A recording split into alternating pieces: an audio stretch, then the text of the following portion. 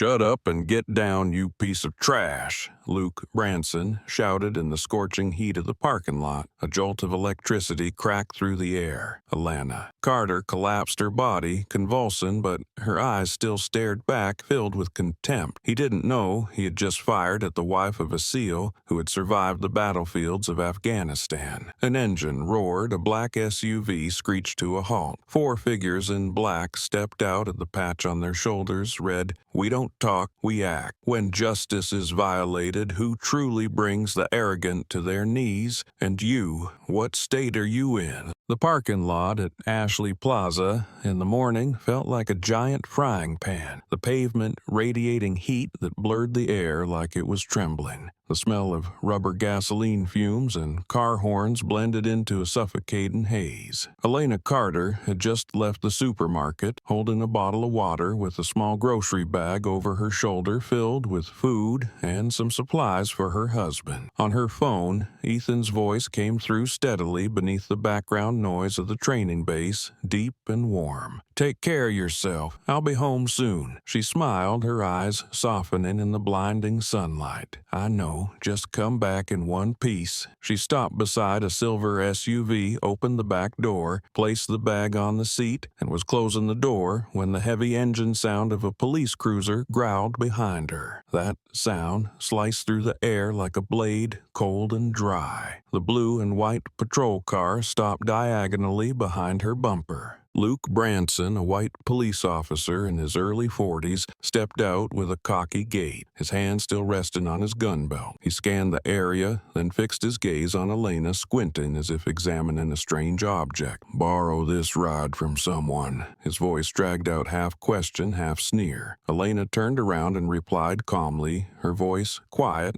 but clear. "It's my car. I have all the papers." Her answer made the corner of his mouth twitch, the sunlight catching his gray eyes and making them look icy. "Papers are easy to get, especially for someone who doesn't look like she can afford this kind of vehicle." Elena froze for a second, her faint smile fading, and she straightened her shoulders slightly. "I think you should be careful with your words, officer. I am not obligated to tolerate insult." That line made the muscles in Luke's jaw twit, and he stepped forward slowly, his shadow falling halfway across her body. "I work off instinct, and instinct tells me people who talk like that are usually hiding something." He glanced through the car window, then down at the grocery bag. Elena kept her gaze steady, but her fingers tightened around the phone. The call with Ethan still open, he was silent, likely hearing every word. She spoke slowly, her voice cutting through the thick air. "You're stopping a lawful citizen based on your own prejudice. Do you know what that means?" Luke laughed a dry laugh like dust on asphalt. "I know it means you're resisting a police check." A few pedestrians at the corner had started to glance over. Elena stepped back half a pace, just enough to create space, not out of fear, but to stay composed. "I'm not resisting. I'm asking you to show some respect." That only irritated Branson more. He exhaled hard, sweat running down his neck, his eyes flashing with a hint of pleasure. "Respect? Who do you think you are?" He took another step closer, lowering his voice. "You really think someone like you deserves the word respect from me?" Elena stared him down without stepping back. "I don't need your permission to have dignity." The faint smile on her lips pushed Luke over the edge. He snapped, "Fine, looks like you want trouble. Open the trunk." Elena unlocked it, and the hatch lifted. Inside were just a few grocery bags and a first aid kit. Luke didn't inspect them carefully. He reached in, rummaging through the bags, knocking over a sack of oranges, one rolled under the tire. She bent to pick it up, her voice low but tight. "You didn't have to do that." "I did," he said, "because I see you shaking. Innocent people don't shake." Elena stood up, her dark eyes deep like glass reflecting his face. "Innocent people shake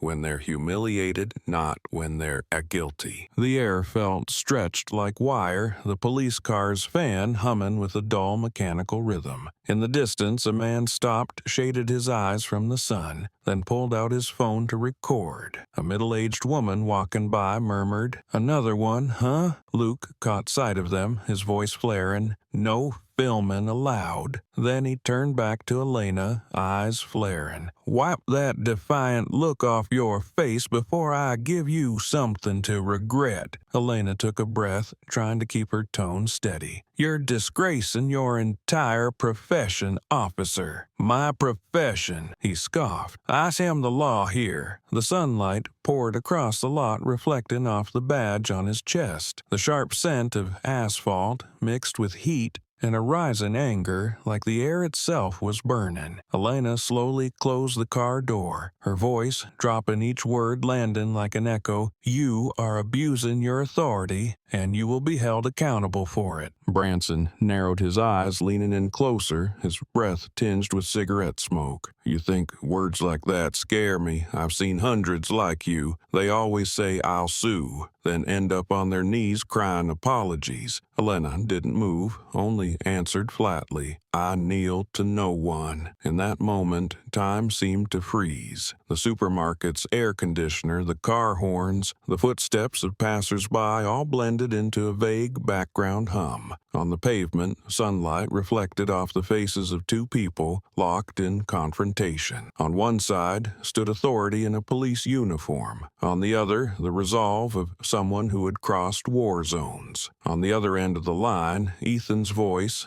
came through choked but clear enough for her alone to hear, Stay calm, you're doing the right thing. Elena answered softly, almost to herself, I'm not afraid, because truth never needs permission. Luke caught the last half of her sentence. His eyebrow arched, and a sneer spread across his face. Truth, he said. The only thing here is my command. He raised his hand, his shadow falling over her. A wave of hot air swept through, lifting a small receipt from the grocery bag. It drifted up, then landed in the open space between them like a sign that something was about to shatter. Elena stayed still, sweat running down her neck, her hand gripping the car keys, knowing deep inside that the line between reason and disaster thinned to the point that one more twitch of his lip could make it all explode. And in that heavy moment, the white sunlight over Ashley Street became blinding, bouncing off the car window and casting back the image of the two of them staring at each other. A silent battle had just begun.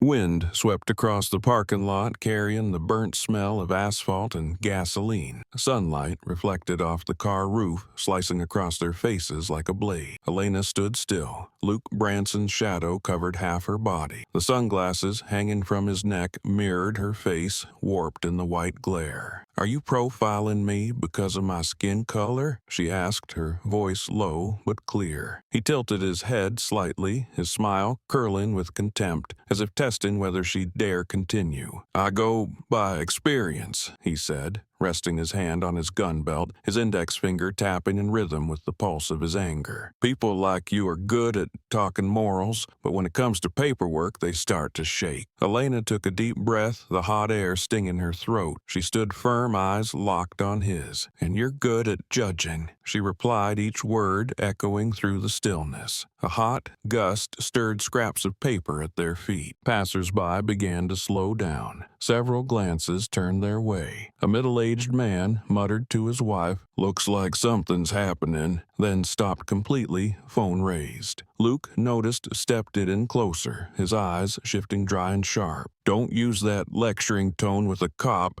Got it? He barked, his voice rising, a harsh laugh breaking out, ringing through the crowd that was starting to form. That laugh sent a chill down spines. Elena stayed steady calm, though her shoulders tensed slightly. In her ear, Ethan's breathing was soft but present, reminding her he was listening to everything. He's losing control, she thought, and every eye around us is a witness. Luke raised an eyebrow, his finger brushing the holster, a flash of steel catching and vanishing, just the reflex of someone too used to power. I'm asking one last time, he said. Whose car is this? Elena answered. I already told you it's mine. He tilted his head, his stare dissecting her voice, quieter but sharper. Still seems strange. The way you talk sounds like someone hiding something. Elena didn't react. She opened opened the car door, pulled out her wallet, took the vehicle papers, and placed them gently on the hood. The sun lit up the page, making the red seal glow. "You can look at them, then end this." Luke glanced, but didn't pick them up. He only smirked. "Fake papers have seals, too."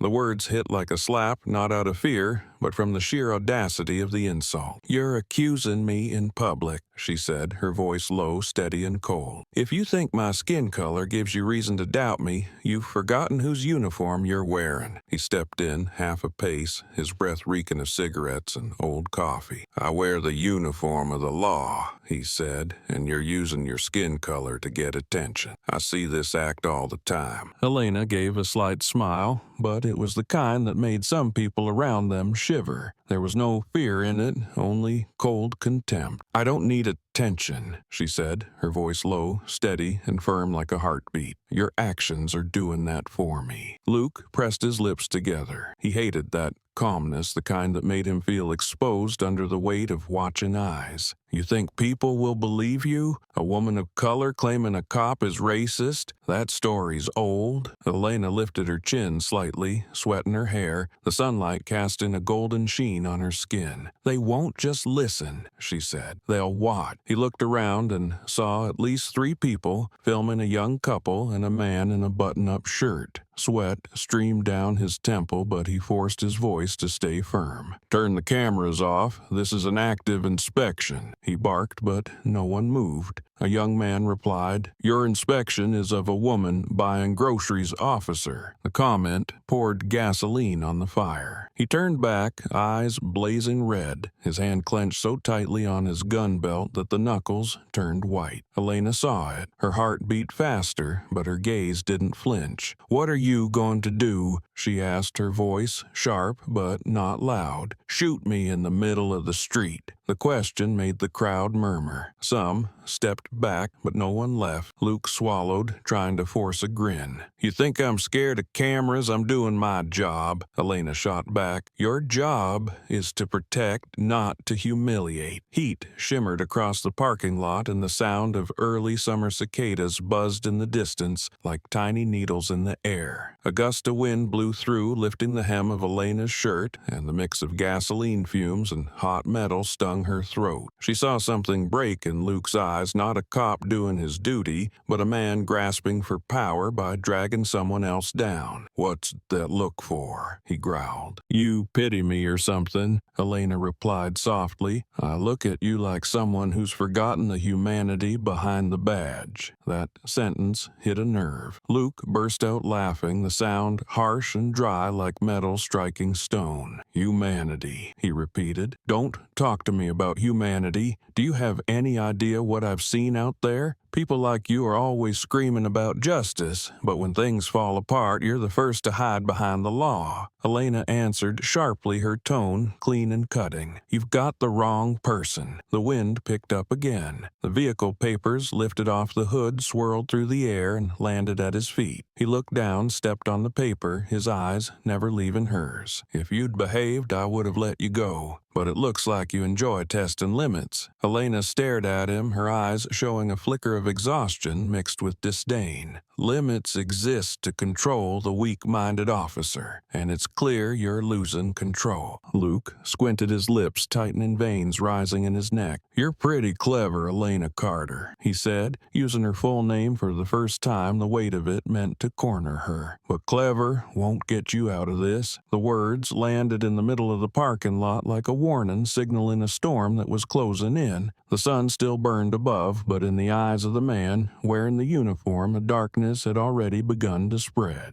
The sounds of Ashley Street blended with car horns and wind sweeping past the glass walls. But in the scorching open space, everything seemed to orbit around just 2 people. Luke Branson leaned against the car hood, eyes squinting, mouth curled into a smile that mixed contempt with amusement. Elena stood still, holding her wallet, gaze calm, though a vein pulsed visibly in her neck. The crowd around them had grown several young people holding up phones' lenses aimed at the pair, the screen light casting faint glows on her face like an accidental spotlight on a play slipping out of control. Luke glanced around, then spoke with a dry tone. "Open the trunk again. I need a closer look." Elena pressed her lips together quietly, turning toward the rear of the car, her finger tapping the release. The click of the trunk echoed, followed by the heavy thud of a bag being yanked from her hands. A bag of fruit fell and orange rolled, tapped the heel of his shoe, then stopped in the harsh light. He looked down, nudged it aside with his toe,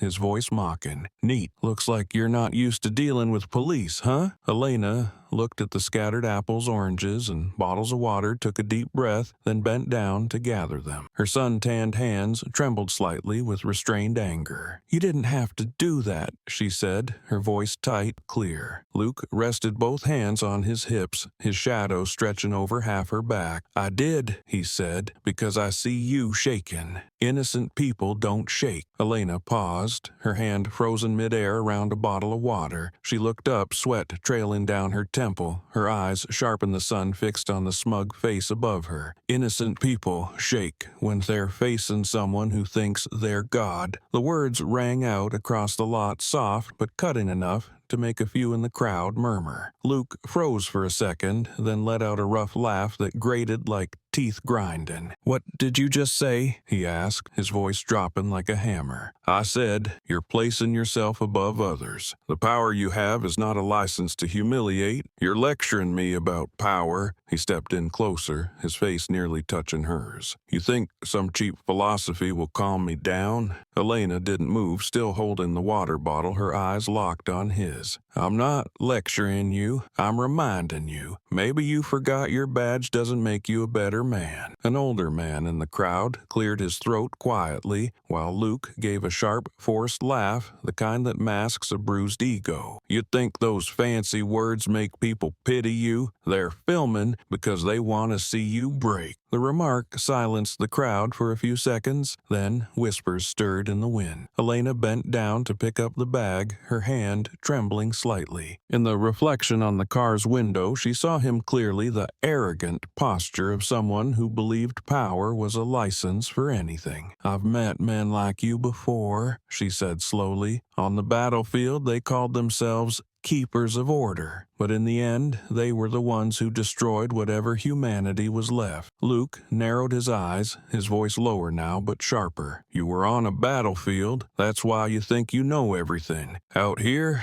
I'm the only one who gives orders." A drop of sweat rolled down Elena's cheek, catching the light like a shard of glass. She stood upright, her breathing heavy but her eyes steady. "You're making a fool of yourself, Luke Branson. Everyone here's watching it happen." His face twitched. He glanced around and saw the phone cameras still aimed at him, then turned back to her, his look shifting from disdain to hostility. "I'm warning you. Lower your voice, now." Elena tilted her head slightly, her voice soft as a whisper but unshakable. "No command deserves respect when it's delivered through fear." The parking lot fell unusually quiet, broken only by the wind weaving through rows of cars and the clack of metal as Luke gripped the radio on his shoulder. He growled, "You're disturbing the scene. I can arrest you right now." Elena replied, "If you needed to prove you had power, you'd have done it already. But real power doesn't need to announce itself. It's recognized on its own." A woman in the crowd murmured, "She's right." But Luke heard it, and his face turned red. "Who does she think she is arguing with a cop in the street?" he yelled. "A citizen," Elena said, "and that's exactly what scares you." Her words made him freeze. In the harsh light, every detail on his face was clear sweat fury and a flicker of unease. "You think I'm afraid of you?" he hissed. "I'm afraid of people who believe they're right," Elena replied, "because they'll do anything to prove it, even the wrong thing." A gust of wind lifted the receipt, swirling it around their feet like a trail of white smoke. A screen lit up with a flash. Someone was streaming live, and the first comment appeared, "Officer loses control in public." Luke saw it. His eyes blinked hard and a vague sense of fear rising, but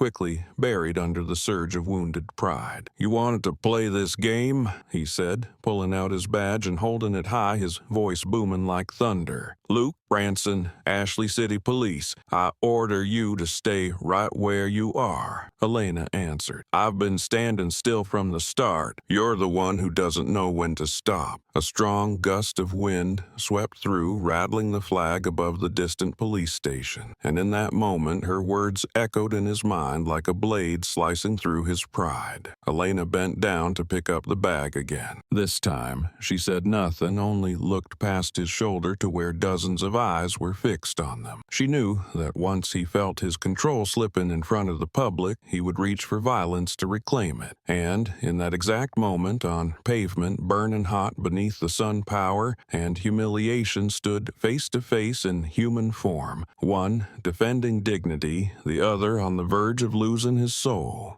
The sunlight poured down like a bucket of fire over the Ashley parking lot, sharpening every edge, making every breath heavier. The hum of passing engines created a tense backdrop in a moment that felt suspended in time. Luke Branson pointed sharply, his voice tight like it was strangling the air. "Stay where you are. Hands up." Elena didn't move. Her eyes stayed locked forward, her body still, as if commands meant nothing to someone who had once walked through battlefields. Her voice was quiet, not loud, but sharp. "I haven't committed a crime." Luke curled his lip, his stare carrying the weight of someone trained to dominate. "Your crime is not knowing your place," he said, each word cutting like a blade into her and into the people watching. Elena drew a deep breath. The heat thickened her voice, made it hoarse, but each word struck its target. "I've saved soldiers on the battlefield. I know pain. I know fear. What you're doing here is killing your own dignity in broad daylight." There was no pleading in her tone, no begging, only a truth that rattled him. That confusion quickly turned to fury. Luke clenched his teeth, veins rising in his jaw, his eyes burning red. He hissed each word. "Don't challenge me." Elena raised her chin, and the challenge became a public fact. "Then what are you going to do?"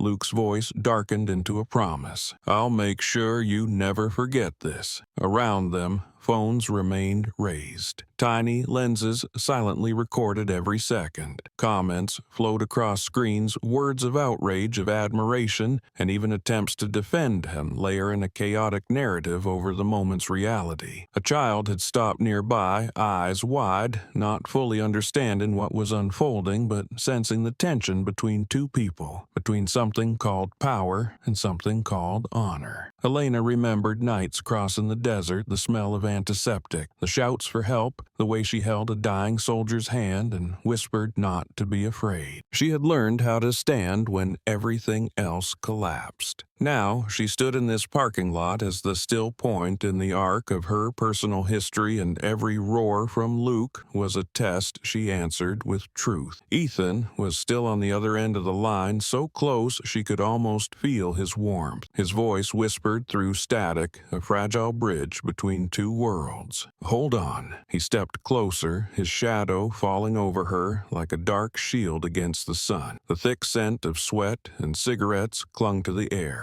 He touched his gun belt as if to remind both himself and her of the authority he believed was unquestionable. That authority showed itself now in clipped commands and a mocking smile. Elena saw in his eyes not professionalism, but a need to be respected through fear, a cheap kind of respect he enforced through humiliation. "You think if you raise your voice everyone will bow," she said, "but they've filmed it. They've heard it. Real power doesn't need to shout." He growled, "And you go on talking about honor about the battlefield, but here I have the power." His words tightened like a noose choking the air, and everyone around felt the tension rise. From the moment words became action, the thin line between control and violence snapped. Luke pulled a small device from his belt, the flash of metal catching the light. It wasn't a gun. It was something that merged the hiss of electricity with fear. He shouted, "Don't interfere with the scene. Everyone step back." But his voice rang like a last effort to cover up his panic because the cameras kept recording. Alana saw the device felt the current before it touched her. She didn't scream. She didn't beg. She gave a faint smile as if to soften what was coming, but that smile was colder than any threat. "You can do whatever it takes to prove who you are," she said, "but you can't erase the image of who you've become in their eyes." He inhaled, then exhaled, like a man trying to reassemble the broken pieces of his confidence, and that break became the fuse. His anger wasn't only about being challenged, it came from the realization that in front of the crowd his control was slipping away, and that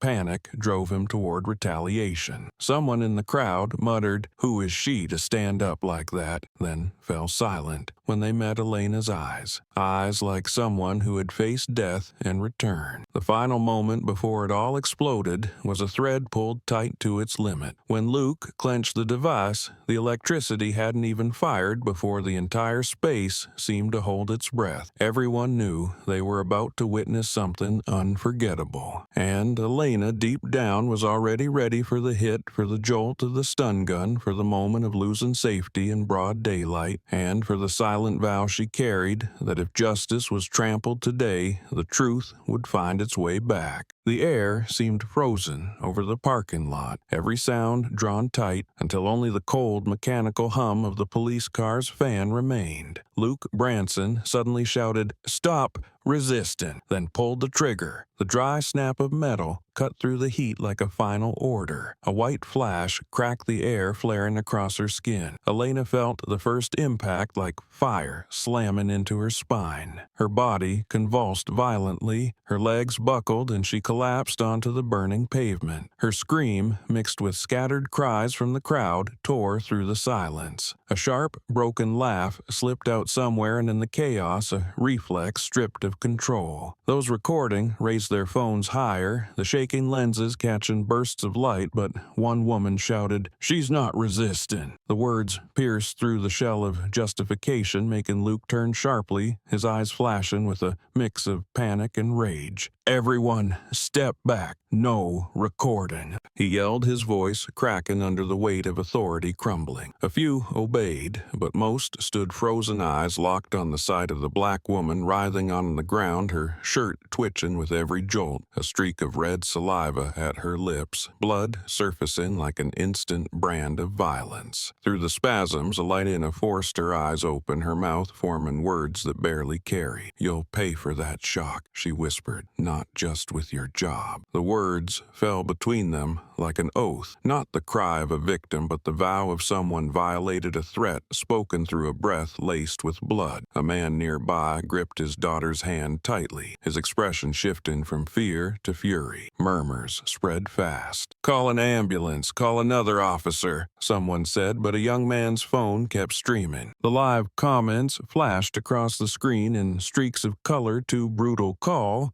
911, officer out of control, and at the top, one cold reminder appeared: people are watching. Luke saw the glow of the phones, saw himself reflected, felt his power shatter like glass. He gasped and tried to pull himself together, kneeling to grab his radio, barking for backup. His voice cut through the noise in jagged bursts, but inside a fracture had already split open, an echo of shame gnawing at him from within. Elena's body trembled for several more seconds. Her eyes swept across the faces gathering around her, each one sharp in her vision. The shoes, the stares, the sweat, the mix of cigarette smoke and gasoline. It was all familiar, like scenes from the aftermath of explosions from field hospitals in the night. But this wasn't a battlefield. Here, there were only bystanders, and witnesses were enough to expose the truth of the man who had attacked her. She tried to push herself up, one hand reaching for the side of the car as her anchor. Voices shouted over each other, phones dialed. Another woman screamed, "Someone get his license plate!" And the clicks of camera shutters followed in rhythm, a chorus of resistance. Luke fumbled. He didn't want to lose face. He barked at a fellow officer, "Cuff her." But in that command was a crack, an awkward, rushed motion meant to hide his unraveling. The handcuffs clattered against the pavement like like a stamp, sealing the scene, only highlighting the gap between symbolic power and actual conduct. A middle-aged man stepped forward to intervene and was pushed back with a threat, but Luke's threats no longer carried weight. The eyes of the crowd had changed. They no longer bowed to the uniform. Blood at the corner of Elena's mouth dried into a red streak. Her lips tightened, her breath sharp, but when she looked Luke in the eye, there was no fear. Only a doubled gaze, pain wrapped in coldness, the look of someone who had seen too much cruelty and learned to turn pain into challenge. "You think the shock ended this?" She whispered, each word a needle into the conscience of the man before her. "But this is only the beginning of what's coming for you." Her voice dropped like a stone into water, sending out waves of anger. The tide of justice had only just begun to rise. Around them, some dialed phones, others simply stared. The recording didn't stop. Passed from hand to hand, streamed second by second, every moment captured. Justifications now echoed faintly against the weight of raw evidence. And in the moment, Elena lay there surrounded by heat, the acrid smell of scorched metal, and a storm of voices. A silent plan began to take shape in the minds of those who watched, a decision that the truth could not be silenced by the press of a button, and that this jolt would not be ended by an apology. In this afternoon, sunlight slanted through the windows of glass buildings, reflecting off countless glowing phone screens in the hands of users across the United States. A 47-second clip showing Elena Carter being shot with a stun gun in the Ashley parking lot spread rapidly across TikTok, Twitter, and dozens of online forums. The hashtag #JusticeForElena soared to the top trend in under an hour. Her scream, the crowd's protests, and Luke Branson's final words in the video, "I'm following protocol," were quoted millions of times. Beneath each upload, thousands of comments poured in, full of rage and sorrow. She was just buying groceries for her family. What kind of protocol allows humiliating an innocent woman? A badge is not a license to torment. Outrage swelled like a wave, spreading from one city to the next, from local posts to national headlines. As views surpassed 20 million, the official account of the Ashley Police Department posted a short statement. The video, circulating on social media, has been edited and does not accurately reflect the full context. An internal investigation is underway. Within 10 minutes, public fury doubled. Tens of thousands of comments flooded the post. Edited. Are they trying to erase the sunlight too? We saw it all. If that's the edited truth, show us the original. Independent media outlets jumped in, cutting, analyzing, and zooming in on each frame. One national paper ran the headline, "Justice in 47 seconds. America watches another officer pull the trigger." Legal experts appeared on TV stating that a single frame showing her collapsing while the taser remained aimed was already enough to establish excessive force. At the SEAL base in Norfolk, where the sun had just slipped behind steel buildings, Ethan Carter sat alone in the break room. He opened his phone, the screen's glow casting light across his sun-darkened face, highlighting the fine lines around his eyes. The video auto-played, distorted wind and voices blending until Luke's voice came through clearly. "Stop resisting." Then the jolt, the scream, and Elena's fall. Ethan sat frozen, his grip on the phone tightening until his knuckles turned white, then broke skin as his nails dug into his palm. The scene replayed again and again, each loop a blade driving deeper into memories of the days he and Elena had survived together in combat zones where she once saved his teammate's life with shaking, frozen hands that never lost control. Now, those hands trembled because of a man cloaked in the name of law. On the wall, the clock read 6:03 p.m.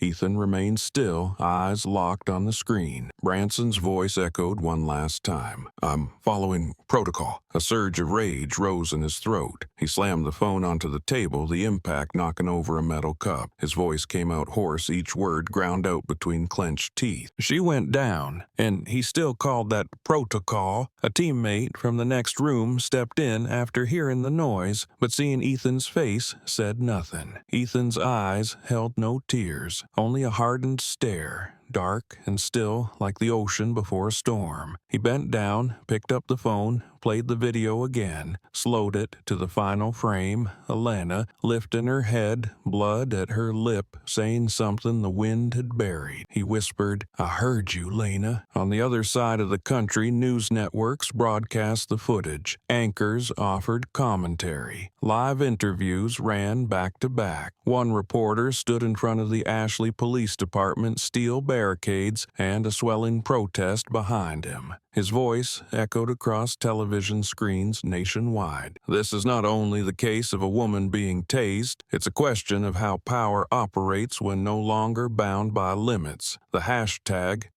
Justice for Elena has reached over 50 million mentions in just 4 hours. Signs rose high, "We are not afraid. Power without conscience is crime." Police attempted to scrub the original video from online platforms, but for every link removed, 10 more took its place. People had saved it, clipped it, added music, translated it, and spread it everywhere. The image of Elena collapsing became a symbol not of weakness, but of fury. Messages began pouring into the police department's public inbox. "We want to see that man in handcuffs. If this is protocol, we want to rewrite the rules." Human rights groups stepped in, filing petitions for an independent investigation. At the base, Ethan stood up and walked outside. The wind carried a hint of salt across the training yard, lifting dust from his arms. A teammate approached and said quietly, "You should calm down." Ethan replied, "I am calm, but this kind of calm is more dangerous than anger." He stepped towards the row of steel lockers, opened his, and inside was his SEAL badge and a small dagger engraved with the unit's emblem. The glint of the blade caught the light flashing across his face like an invisible scar. "What are you planning to do?" the friend asked. Ethan shut the locker. His voice was low, compressed like held breath. "Restore the meaning of the word honor." Outside, the sun dropped behind the barracks, the day's last light streaking the sky in red. In the city of Ashley, crowds still packed around the police headquarters, chants rising in a steady rhythm like the beat of a drum. Amid the chaos, someone shouted, "He said he followed protocol." Then what kind of protocol destroys human dignity? The question echoed, then dissolved into a wave of protest reaching all the way to the base where Ethan stood quietly, pinning his badge back onto his chest. And in that moment, he knew the story no longer belonged to a parking lot. It had become a fracture on the surface of America where everyone could see their reflection in the crack.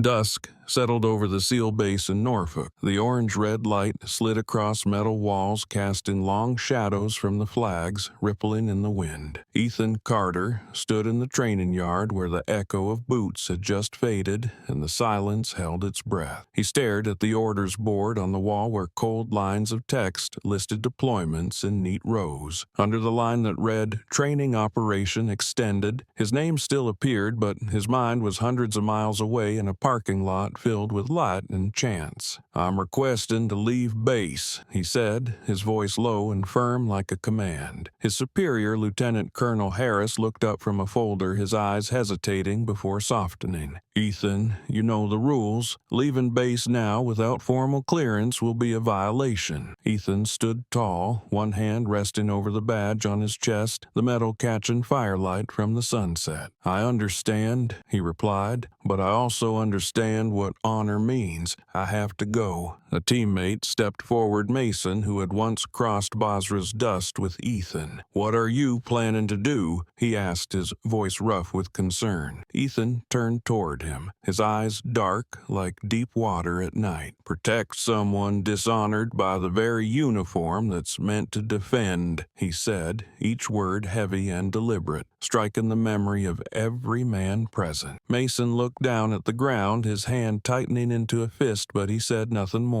A sharp wind rushed past them. The flag snapped behind them, its fabric cracking like a warning. Ethan pulled off his gloves. The thick dust on his hands revealed old calluses that glinted in the day's last light. He raised them, gazing at the SEAL insignia etched into the dagger at his side. "That man used the law as a shield," he said, his voice low but steel hard. "I'll use honor as a blade." The words froze the group around him. No one interrupted. They knew in Ethan's eyes there was no recklessness, only the vow of a soldier who knew the cost of silence. Lieutenant Colonel Harris stepped forward, his heavy footsteps echoing across the concrete. "I can't sign a leave order for you, Ethan, but I also won't ask where you're going," he said, his voice slow and weighted like a confession. "You know SEALs don't abandon their own." Ethan nodded gently. "And I won't abandon my family." He turned and walked away, each stride steady and deliberate, the sound of his boots sharp in the empty courtyard cutting through wind and the flapping of the flag above. As he passed the row of barracks, a few soldiers stood at attention, not by command, but out of instinctive respect. They knew this man wasn't leaving for revenge, but for something larger than himself. Mason spoke up. "You know, you could get suspended, right?" Ethan didn't stop. His voice echoed down the narrow hallway. "I was suspended from fear a long time ago." He paused at the armory door, the pale glow of fluorescent lights cast in his face in tight tension. He didn't unlock. He didn't need weapons. He simply reached out and touched the brass plaque engraved with the motto, "The only easy day was yesterday." He closed his eyes for a second, as if to press the words into his heart, then opened them again. His gaze was brighter, calmer, not the look of a soldier waiting for orders, but of a man with a mission. Outside, a military jeep waited beneath the trees, its engine already warm. Mason stood beside it, tossing him a small backpack. "I'm not helping you. Just leaving this here," he said, voice low, but clear enough for Ethan to hear. Inside were civilian clothes, a few personal items, and a dagger sheathed in leather. Ethan placed a hand on Mason's shoulder. "Thank you. You sure about this?" Mason asked, his eyes heavy with concern. "I'm sure," Ethan replied, "because this isn't personal anymore. She's not just my wife. She's someone the men in our own uniform forgot to protect." Lieutenant Colonel Harris watched from a distance as the wind swirled fallen leaves around the yard. He spoke softly, almost to himself. "He won't come back until the truth does." A young soldier nearby asked in a hushed voice, "Sir, is he doing the right thing?" Harris didn't answer immediately. He looked toward the horizon, where the last light of day was fading. "Sometimes right and wrong aren't written in the rules. They're found in the side we choose to stand on." Ethan climbed into the vehicle. The sea wind blew hard salt air settling on his skin. He started the engine tires grinding against the dirt, the sound rising through the silence. In the rearview mirror, the base shrank behind him, the still figures watching like statues, flags still flying in the blood-red wind. As the iron gate opened, the last light of sunset spilled into the cab, glinting off the small badge he had placed on the dashboard. His eyes stayed forward toward where the city of Ashley waited. The steel gate closed behind him, the echo ringing across the base, bouncing off the metal walls like the final drumbeat of the day. No one said a word. Everyone understood that from that moment on, Ethan Carter was no longer just a soldier in formation. He had become the embodiment of what they once swore to protect: honor, truth, and humanity. In the fading twilight, his vehicle melted into the long, endless road ahead, a boundary line between order and justice, dissolving in the red dust. Night draped the suburbs in a thick silence. The dim moon drifted behind gray clouds, its glow reflecting off the steel fence and dew-soaked grass in front of Luke Branson's house. The television murmured from the living room, a news anchor's voice repeating, "The controversial Taser incident dividing America." The footage replayed on a loop, his face on screen, eyes strained. Taser drawn, the woman falling. Luke sat on the couch, a half-empty beer bottle beside him, hallway light casting a pale yellow on his gaunt features. His phone had been off all day, social media erupting in outrage, and he had been drinking to forget. But even through the haze of alcohol, he heard the wind slipping through the doorframe, an unfamiliar sound from the front yard, steady like footsteps crunching gravel. He frowned, stood, and reached to switch off the TV. The silence returned, broken only by the sound of his own heartbeat. He stepped outside,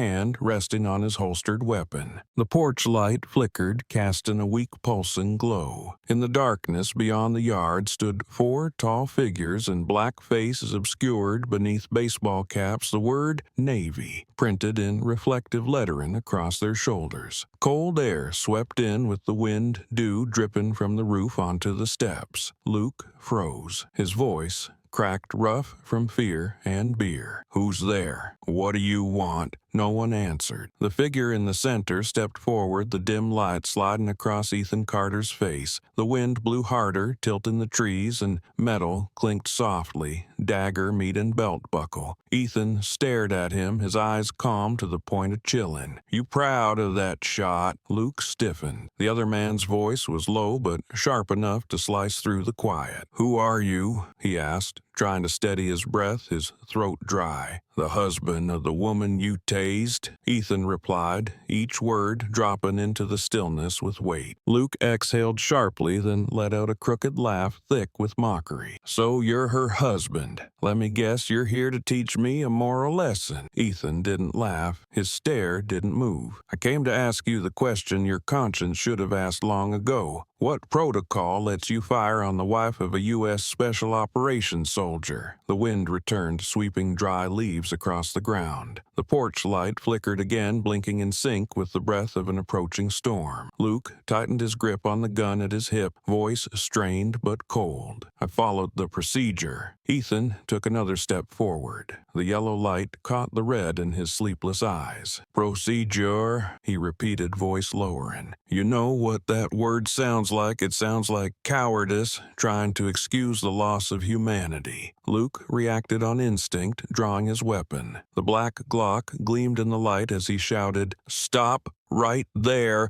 or I'll—" Ethan cut him off. His voice wasn't loud, but it silenced everything.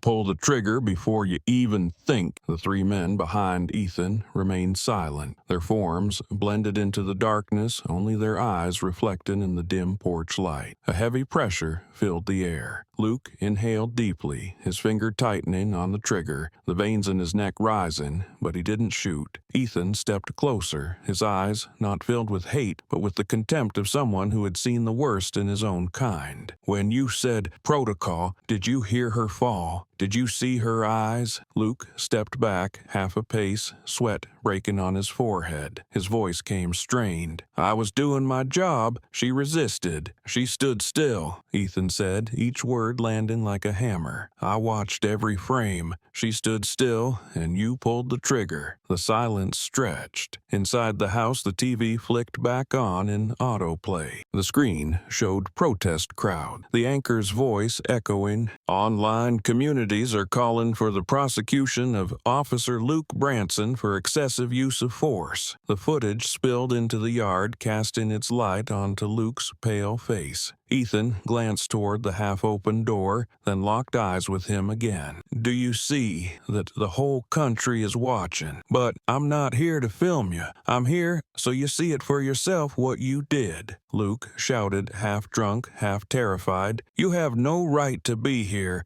I'll call the police." Ethan's lip curled faintly. "You still don't get it, do you? I'm the voice of the conscience you killed." A sharp gust hit. The porch light trembled, their shadows breaking apart and overlapping on the brick floor. Ethan stopped just a few steps away, close enough to hear the shortness of breath. "You shot her, but that bullet didn't stop with her," Ethan said, voice dropping. "You fired into the heart of a SEAL team." And the words weren't loud, but they echoed like thunder in the still air. The 3 men behind him stepped forward, their silhouettes lengthening into the wind. Luke looked around, his face drained of color, gun still in hand, but the trembling was visible. Ethan lowered his head slightly as if speaking to himself. "You made the biggest mistake of your life." He looked at them, his voice hoarse. "What are you gonna do?" Beat me up. This is America. I have the right to protection." Ethan stared back. "You've been protected your whole life, Branson. Problem is you've used that shield to hide your guilt." A flash of lightning lit up the distance, a green-blue glare slicing across the rooftop, reflecting off the gun in Luke's hand, making it gleam in a way that was almost violent. Ethan didn't flinch, his voice steady like metal striking metal. "I won't touch you because you're about to lose everything on your own." And the wind picked up rain, started pattering hard against the metal roof, and the porch light finally went out, leaving only ragged breathing and the strobe of lightning to fill the space. Luke looked down at his gun, then up at Ethan, his lips trembling like he wanted to say something, but the words didn't come. Ethan turned, and the eyes of the men behind him didn't burn with hatred, only a silence deep enough to frighten. The door to Luke's house shut behind them, the sound echoing through the damp night like a gavel closing the chapter of a nightmare disguised as procedure. Inside the house, the TV still glowed, rebooking the image of Elena Carter on the pavement, her words echoing again. "You will pay for that, Joel." Outside, the wind scattered leaves into the air, and in the darkness, the sound of the black SUV's engine faded away, leaving behind one man trembling and a house flickering with the dim light of guilt.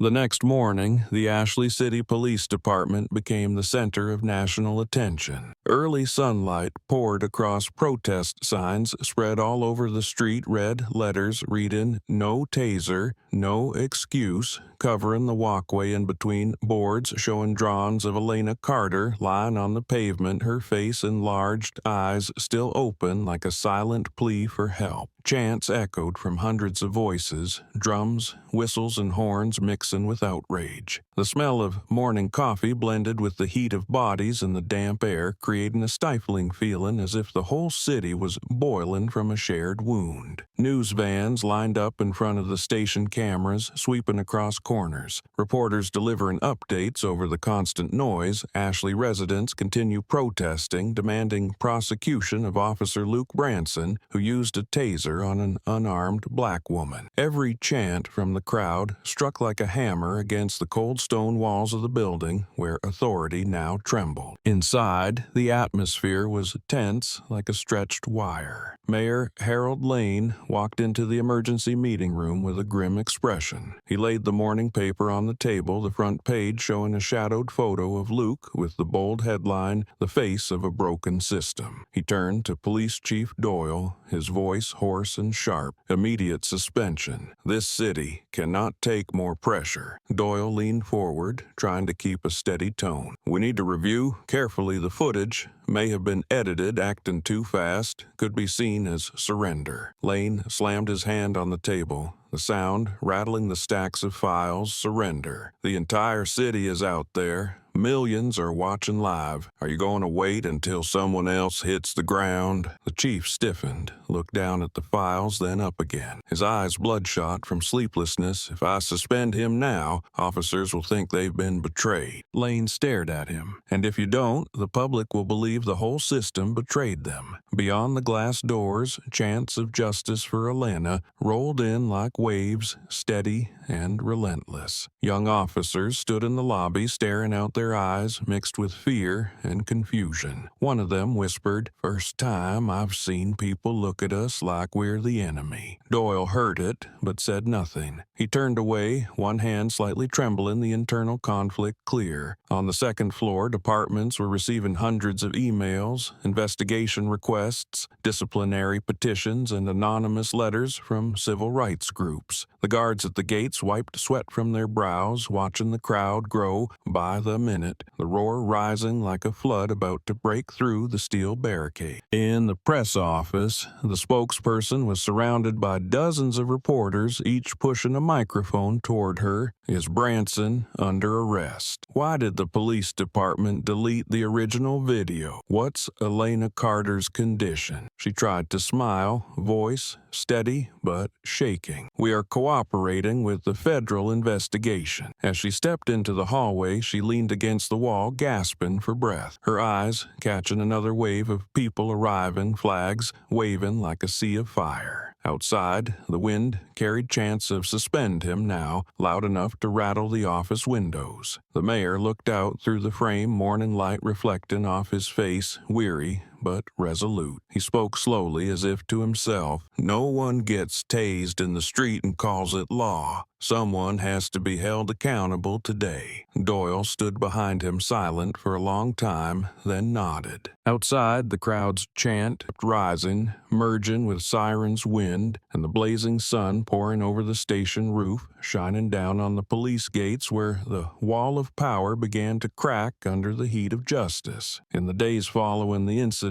the media began digging into Luke Branson's past, and old records surfaced like scars, thought healed, now bleeding again. But from past articles, it was revealed he had been sued twice for excessive force on duty, one involving a black teenager whose arm was broken during a traffic stop, the other involving a pregnant woman who miscarried after being restrained. Both cases were closed with the same familiar phrase, insufficient evidence. The news spread like wildfire, and images of Luke in uniform flooded evening broadcasts from major news networks to every corner of social media. A CNN anchor closed the segment with a line that left viewers stunned. Maybe this time the law won't shut the camera off before the truth. Below every article, thousands of comments poured in, and the line, "Why is he still in uniform?" repeated hundreds of times. Social justice activists spoke out, and articles titled "The Badge of Violence" spread rapidly, accompanied by photos of victims hurt by Luke. His name became a symbol of corrupted authority that enraged the public. The police department tried to contain the backlash with a statement that all allegations are under review, but everyone knew those words were just a cover for a system already shaken. Hundreds gathered in front of Luke's home holding signs demanding criminal charges. Police were deployed to protect him from the crowd he had created. Out there, every chant of justice for Elena rang like a bell echoing the two buried lawsuits. At the naval base, Ethan Carter sat in a black Jeep parked still in the open lot, sea wind blowing through the flagpoles, their fluttering sounding like long sighs. The radio inside played a short news report, the anchor's voice flat and cold. Officer Luke Branson, involved in the Ashley Plaza incident, had previously been investigated internally but cleared. Authorities are now reviewing the old files. Ethan listened to every word, his hand tightening on the steering wheel tendons visible along his wrist. Faint light hit his face, reflected in his eyes the color of steel. His anger didn't explode like fire. It burned slowly like coals consuming him from within. He recalled Elena in the hospital, her faint smile under the harsh white light, remembered how she still spoke calmly, saying justice would come. But here in the news now, he understood justice always arrived later than the wound. Ethan tilted his head, turned off the radio, and the only sound left was the ocean crashing against the breakwater. He leaned back, eyes fixed on the seal badge hanging from the rearview mirror. 2 lawsuits, 2 lives, and now her, he murmured, voice rough. His gaze was no longer blind rage. It was focused, cold, and resolute. He started the engine, its low roar casting a soft blue glow across his face. In that moment, Ethan knew he was no longer just a husband seeking justice for his wife, but part of something larger afoot where the honor of the uniform must be reclaimed through truth.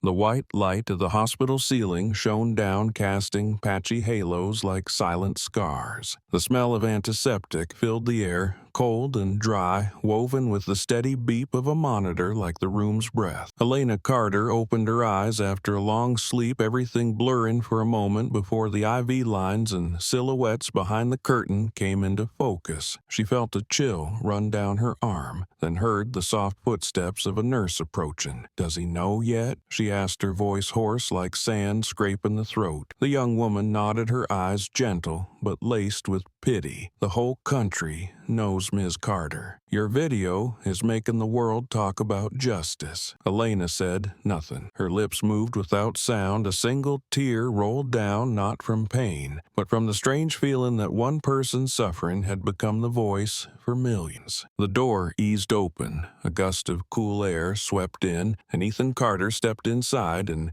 dark clothes, his face drawn from sleepless nights. He stopped at the foot of the bed, his eyes not on the bandages but on the gaze waiting for him. "I didn't come for revenge," he said, voice steady and low. "I came to show them they struck the wrong person." The words made Elena close her eyes briefly. Her breath exhaled with quiet relief. She felt his hand take hers, warm, steady, and controlled. The calluses on his palm brushed her skin like a reminder of the quiet years they had lived with faith that the law could protect people. That faith was shattered now, but in Ethan's eyes, she saw something new forming, a belief in justice that didn't need anyone's permission. Outside the window, dusk spilled across the hallway, shadows stretching along the white floor. A doctor passed by, paused a second, glanced inside, then kept walking, saying nothing, only nodding, as if he understood that silence was speaking everything. Ethan sat down, his eyes never leaving her face. "You know," he said, voice low, like wind against steel, "someone asked me what I plan to do. I told them I won't let cruelty be called procedure anymore." Elena gave a tired smile. Her lips cracked, but her gaze still clear. "You don't have to fight for me, Ethan. You just need to make them see who they really are." He shook his head gently. "You're the reason I still believe honor can't be twisted by a bad. I'm not doing this for revenge. I'm doing it for the ones who might stand in the same spot where you fell." The wind outside hissed softly against the glass, and the door gently trembled, carrying with it the rustling of leaves from the small garden outside the hospital. In the dim yellow light, Elena looked at her husband, peace slipping into every breath. "Are you angry?" she asked, her voice small and shaky as if afraid of the answer. Ethan lowered his head, his voice low and steady. "Yes, but that anger won't burn anyone. It'll light the way." His hand gripped hers tighter. Their eyes met, and in that moment, between the steady beeps of machines and the wounds still raw, something was being mended. Not flesh, but a belief in human worth. Elena whispered, "Then let them see you, Ethan. Not as a soldier, but as proof that justice is still alive." He nodded, leaned down and kissed her forehead, his breath mingling with the scent of medicine and light, carrying a silent promise from this moment forward. Darkness would have to retreat because the light had found its keeper. Elena looked at her husband, the white light reflecting in her eyes, tired but clear. A faint, genuine smile crossed her lips, softening the space around them. "Justice doesn't need you to shout," she said, voice as light as breath. "It comes if you stay steady." Ethan stayed silent, his eyes resting on her moving lips, a quiet reverence mixed with sorrow rising in his chest. He knew those words weren't comfort. They were a reminder from someone who had believed, endured, and still kept her clarity in the mud of the world. Her hand remained in his, pulse weak but steady. Each beat a small affirmation that she was still here, that strength wasn't always measured in shouts but in persistent silence. Ethan sat still, head bowed, his thumb brushing her wrist, listening to the steady rhythm of the heart monitor, a sad but resilient song. Out in the hallway, camera lights flashed continuously, reflecting off the frosted glass. The entire hospital wing echoed with quiet voices, the hurried steps of reporters, and the opening and closing of elevator doors. They had found out where she was, and the lenses waited to capture an image that could change the narrative. A young reporter gripped her microphone, breath, quick eyes fixed on the hospital room door, studio lights shining on the nameplate, Elena Carter, Ward 3B, red light casting on the wall like the heartbeat of the media. Whispers spread. "She's awake. Is her husband in there? Will they appear together?" The whole corridor paused in a breathless moment, suspended between privacy and the hunger for information. Ethan heard the noise echoing through the door. His gaze shifted. "They're here," he said quietly, as if speaking about another kind of battle. Elena nodded, her voice still soft but steady. "Let them see what's right, Ethan, not what's easy to hear." He gripped her hand, took a deep breath, then placed his other hand on her chest over the wound still wrapped in bandages, as if to feel the life she had fought to reclaim. Outside, camera lights flashed, bright shadows cast against the door. Voices shouted, "Mrs. Carter! Mrs. Carter!" The door creaked open slightly, and a nurse stepped out gently, telling the crowd the patient needed rest. but no one moved and the lenses only pointed harder toward the door. Inside the room, Elena closed her eyes, her lips still curved in a quiet smile like one meant only for herself. She knew that in this moment her story had moved beyond a single case. It had become a mirror held up to society. Justice doesn't need to be shouted, she repeated in her mind. It just needs to be seen. Ethan leaned in, whispering in her ear. They'll see Lena, and they'll know you didn't fall. Outside, the flashing red lights pulsed like blood running through the city, through every person reclaiming their voice. The door closed, leaving the two of them in soft light, and the steady beeping of the monitor, a quiet confirmation that justice had begun to breathe. Morning at the FBI headquarters began with a cold, white light slicing through the glass windows, casting across the wide conference room where the formal investigation was now underway. On the large screen, footage from Officer Luke Branson's body camera was being played back and forth. The room was completely silent, broken only by keystrokes and the steady breathing of those around the table. The lead agent paused the video at the 30-second mark where the frame suddenly darkened and the words "manual override" appeared in the top left corner. He turned, voice firm. The camera was manually shut off before the shot was fired. The statement dropped into the room like a stone into still water, sending ripples of quiet tension through the air. An older investigator, hair silver under the light, stared at the frozen screen and spoke in a dry, low tone. He thought turning off the camera would turn off his conscience. No one responded because that single line carried everything they already knew. This was no longer a minor violation, but a clear display of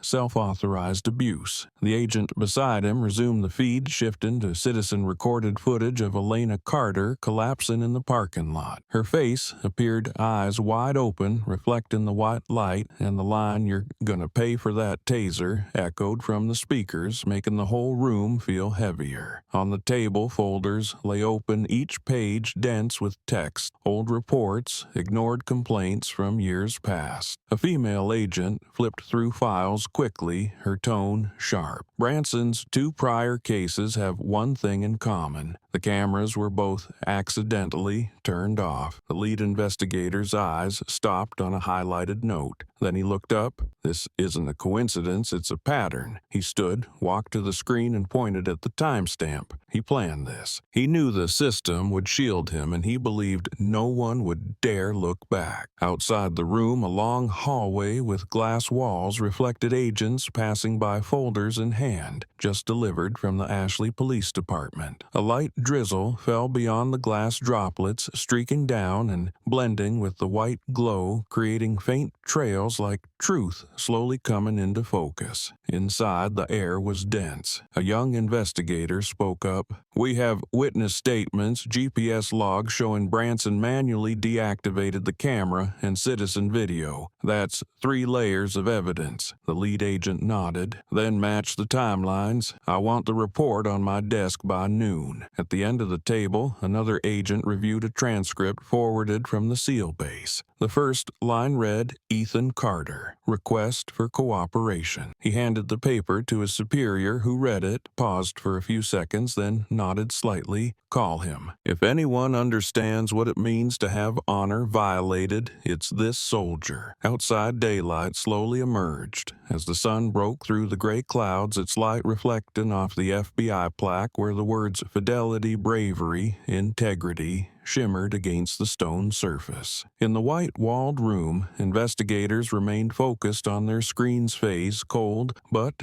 eyes sharper than ever. The truth had begun to take form, not from justifications, but from a single, small phrase. Manual override, the final piece of evidence, proving that even when the camera goes dark, justice stays lit. In a secondary conference room at FBI headquarters, white light bounced off the metal table, casting a glow onto a large printed photo of Elena Carter lying in her hospital bed, wounds still clearly marked on her skin. Ethan Carter sat across from the image, his face, stony eyes fixed though inside him waves stirred. Around him were stacks of thick case files, the voices of agents speaking steadily mixed with the urgent tapping of keys. He said nothing, only rested both hands on his knees, silently absorbing every detail of the meeting, every thread of evidence being tied together. When a young agent finished presenting the footage and the corroborating witness statements, the room fell silent. Ethan looked once more at the photo of his wife, the white light making her appear as if she were peacefully asleep, but he knew it wasn't peace.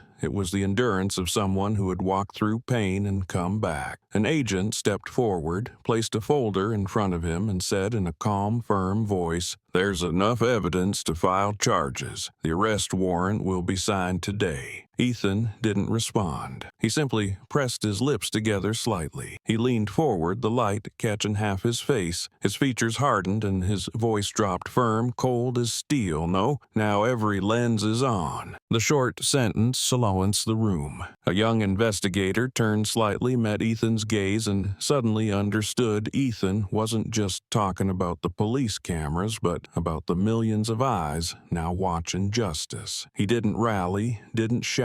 He spoke one sentence, but that sentence carried the weight of everyone still waiting to see true accountability. The air in the room was thick. The investigators looked at one another, then slowly nodded. The lead agent stood up, walked to the control table in the center, opened the final file, and pulled out a prepared sheet. He read each line, his voice clear. Based on the investigation, visual evidence, and witness statements, the federal agency issues a warrant for the temporary detention of Officer Luke Branson for further investigation. As the sentence ended, the printer began to hum, and the warrant slid from the tray, the bolded words, "Warrant of arrest," slicing through the air like a blade. The lead agent signed it, the dark blue ink pressed cleanly into the paper, decisive, sharp, without hesitation. Ethan looked at the warrant, the light catching the line of text like a narrow beam piercing the dark. A young investigator slid the sheet into the file, then sealed it inside an envelope. The team lead spoke slowly. "We're not just arresting a man, we're reclaiming trust." Ethan gave a small nod, his eyes still locked on the photo of his wife. "She doesn't need anyone's pity," he said softly. "She needs to see that justice no longer shuts off." A light breeze moved down the hallway, stirring the edge of the white curtain. When the door to the meeting room opened, the agents stepped out one by one, each footstep echoing like the rhythm of awakening. On the table, the ink on the warrant was still drying, the federal seal gleaming under the light, a quiet declaration that from this moment on, power had been forced to face itself.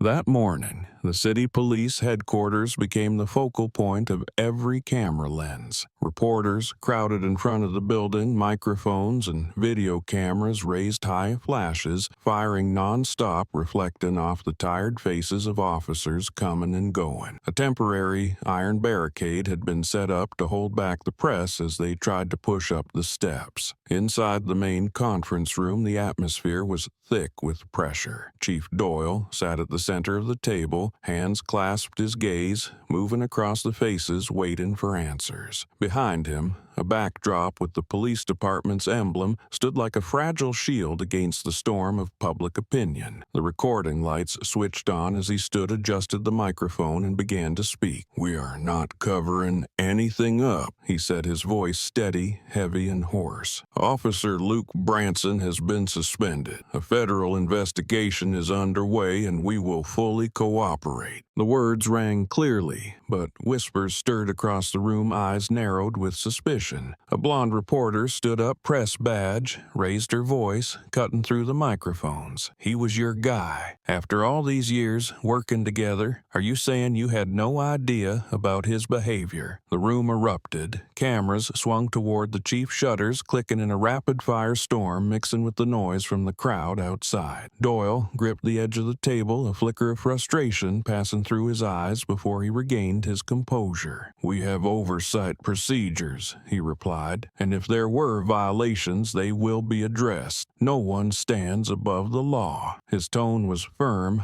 but slightly shaken, as if each word had to push through the weight of truths being forced into the light. Another reporter pressed, "Then why were Branson's prior lawsuits dismissed? Why did the cameras always happen to shut off?" Doyle took a deep breath, his eyes shifting briefly to the legal advisor beside him, then answered curtly, "Old cases are being reviewed." The short reply stirred a wave of objections. A voice from the back row called out, "It's not about cases, it's about lives." The words froze Doyle in place. He looked around, the glow of the cameras casting hard lines on his face, revealing wrinkles and fatigue from a sleepless night. "I understand your anger," he said slower now, "because I feel it too. But let the investigation speak." Outside, the crowd was still chanting voices, pouring through the crack in the door, "Justice for Elena, accountability now." The slogans echoed like drum beats against the glass walls, making the entire hall vibrate. Doyle bowed his head, fingers tapping lightly on the table, as if trying to regain a fragile balance between duty and accountability. Beside him, a young officer whispered, "You don't have to lie for him anymore." Doyle looked over his eyes, briefly lost. Then he said quietly, "Sometimes the truth doesn't need us to speak it. It speaks for itself." The door opened, light from outside flooded in along with the roar of hundreds demanding answers. Amid the noise, he stood up, held the statement, and read the opening line one last time, his voice low but steady. "We are not covering anything up." But this time, even he knew it was no longer a declaration. It was a plea for fractured trust. On the conference room stage, bright white lights lit up the large screen now cued to play footage from the internal investigation. The hall fell into silence, the whispers fading, as Chief Doyle signaled the technician to begin. The screen displayed body cam footage from Luke Branson, the angled view showing part of his uniformed chest and the glint of his badge. Wind whistled into the mic. The image shook, then suddenly froze. At that moment, the screen went black, and the words "manual override" appeared clearly in the upper left corner. No one spoke. No one even dared to breathe. The hum of the projector stretched out the seconds that the world seemed to be holding its breath. Doyle stood still on the platform, throat dry, knowing he had just witnessed the collapse of a reputation he had long tried to protect. "When was that?" a reporter asked. 2 minutes before the shot, an investigator replied hoarsely. That answer cut through the room like a blade, leaving behind a silence so heavy it chilled. The footage resumed shifting to a civilian video showing Elena Carter fall in a scream, the thud of a dropped grocery bag, and the crackle of the taser. Every eye in the hall turned to the screen where the truth played out with brutal clarity. Doyle lowered his head, hands trembling as he gripped the paper sweat trailing down his forehead. He spoke softly into the mic. "There's nothing left to justify." Below the rows of reporters erupted questions flying in all directions, but he didn't respond. The screen's light cast hard shadows across his face, highlighting every wrinkle, every trace of fatigue and regret. One female reporter whispered, "This isn't a case anymore, it's a verdict." Backstage, in the still darkness, Ethan Carter stood leaning against the wall light from the screen spilling through the door crack and casting a glow on half his face. His eyes were fixed on the podium, where every minute of the tragedy was being recounted. He said nothing, hands loosely clasped in front of his chest, the stance of a soldier long used to facing pain with calm. Every echo from the speakers was a needle touching memory, but his expression remained unreadable. He had seen blood, had seen comrades fall, but never had helplessness weighed this heavily. Outside,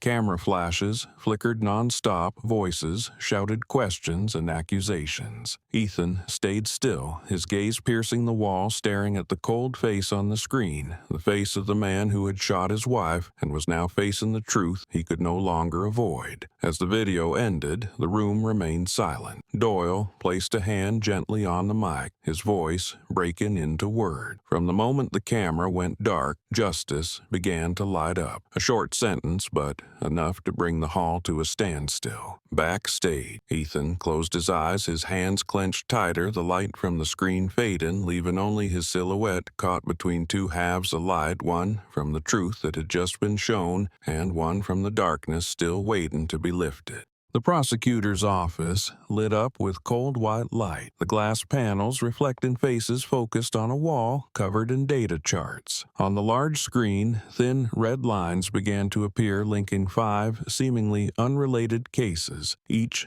dot a victim, each line a thread in a deliberate pattern. The lead agent leaned in, holding a laser pointer to a cluster of names at the center. "This is the Bravo unit," he said, voice steady and firm, an internal task force created to handle sensitive situations. The former commander of this group, Luke Branson. The room fell silent. No one needed to ask more, because that name alone made it clear the case of Elena Carter wasn't a personal error, but the exposed tip of a long-enabled network of violence. A young investigator flipped through the files. The sound of pages rustling filled the closed room. Numbers, dates, and locations repeated, eerily consistent. 5 cases in 4 years. She said 3 victims were people of color. The other 2 were Latin American immigrants. All ended with reports stating procedures were followed. Every word hit the metal table like a cold, sharp knock. The chief prosecutor stood at a distance, arms crossed, eyes narrowing as he looked at the crime scene photo. Every face shared one thing in common: the vacant stare of those who would never speak again. "Bravo unit," he repeated, voice lowering. They weren't protecting order, they were protecting each other. A female agent moved to the next data set, displaying a chain of internal transfers. The screen filled with documents showing Branson was recommended for promotion after every controversial incident. He was considered someone who could act in a difficult situation. She said, eyes locked ahead. "Difficult situation," the chief prosecutor scoffed. "That's what they call taking down innocent people." He turned to the team, his tone colder. "I want the unit's full financial records, who approved the budgets, who signed off on the plans, all of it." In the corner, Ethan Carter sat quietly observing in front of him the faces of 5 victims laid out in a silent line, connected by the same injustice. The light reflected in his eyes, sharpening his gaze like a blade still sheathed. An investigator walked over and placed a hand on his shoulder. "Looks like your wife wasn't the only one."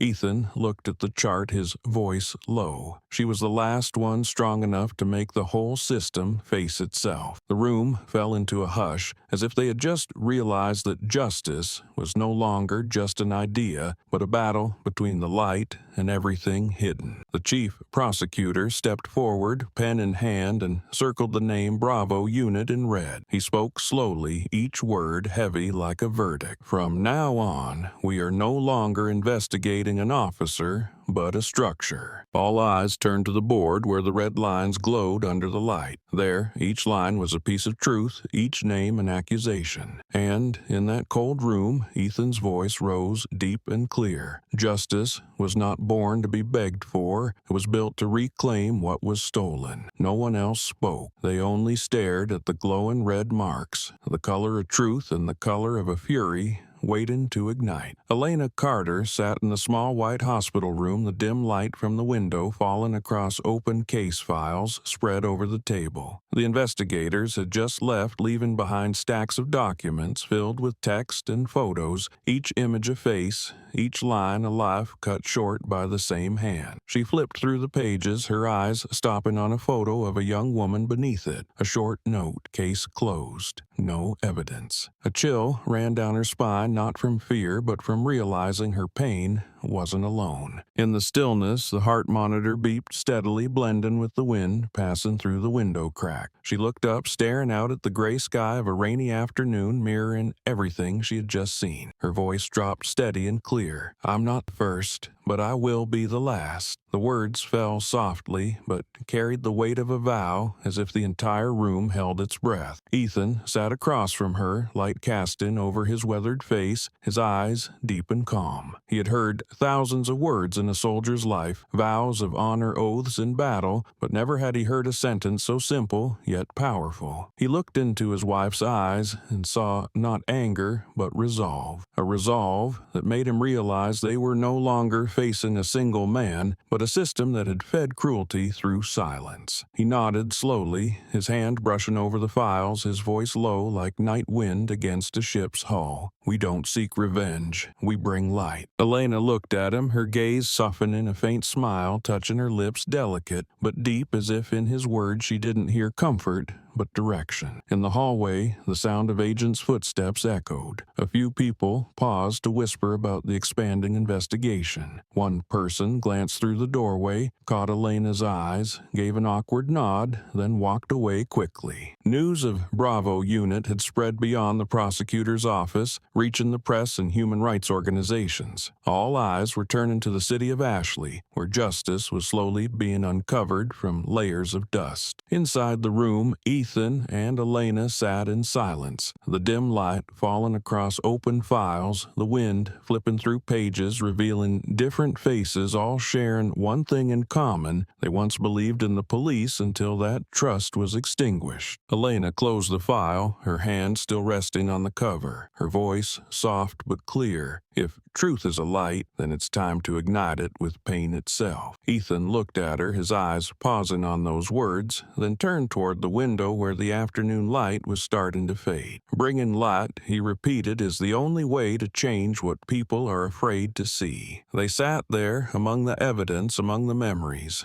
and within the silence that now carried a new current. In that moment, no more words were needed, because both knew they were no longer just survivors. They were the ones who would clear the path for justice to pass through the dark. The central courtroom glared under hundreds of lights and TV lenses, all pointed toward one spot where Luke Branson stood in the defendant's box. The air was so heavy that the rustle of indictment papers could be heard clearly. The light shone on his pale face, dark circles under his eyes, skin gray as if drained of blood after many sleepless nights. Outside, hundreds lined up to watch through the large screen set up in front of the courthouse, every face carrying the same expression, weight and anger, and a thirst to witness the moment justice stepped into the light. Inside, the judge struck the gavel, the sharp sound echoing through the room. Porters sat in rows, microphones raised ready to capture every breath of the trial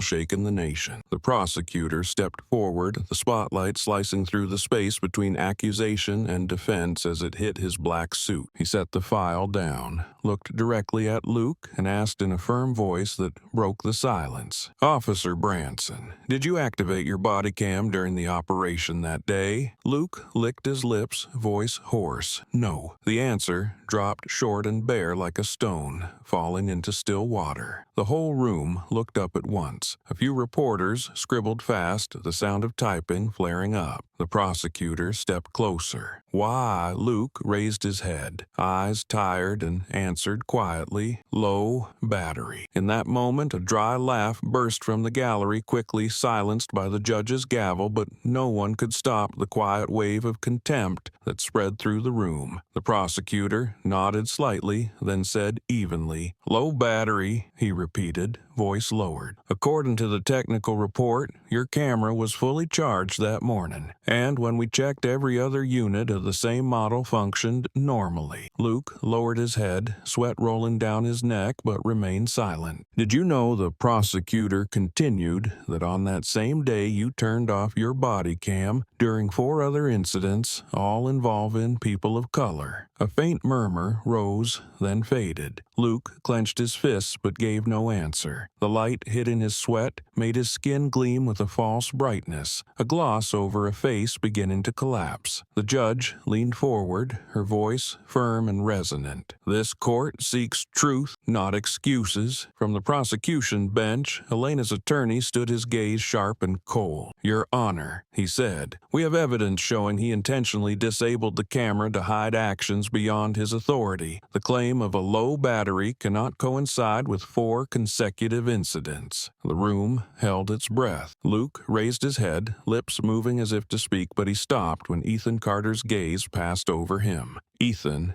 sat in the back row, dark suit expression unreadable, but his stare cut like a blade. In it, Luke saw a reflection of himself, a small, brutal, hollow man. The prosecutor paused, staring directly at the defendant. His voice deepened. "The truth is simple, Branson. You didn't turn off the camera because the battery was weak, but because your conscience was weaker than the device strapped to your chest." The words dropped sharp and cold, draining the room of all air. Luke lowered his head, hands trembling slightly, chin touching his chest. Outside the courtroom, chants from the crowd filtered through thick glass, "Justice for Elena," like the heartbeat of a society pounding against the trial. In that light, in the chill of justice, a man began to face the darkness he once believed would never be exposed. Elena Carter entered the courtroom with a strange calmness on her face, sitting upright, the white light from the window illuminating her face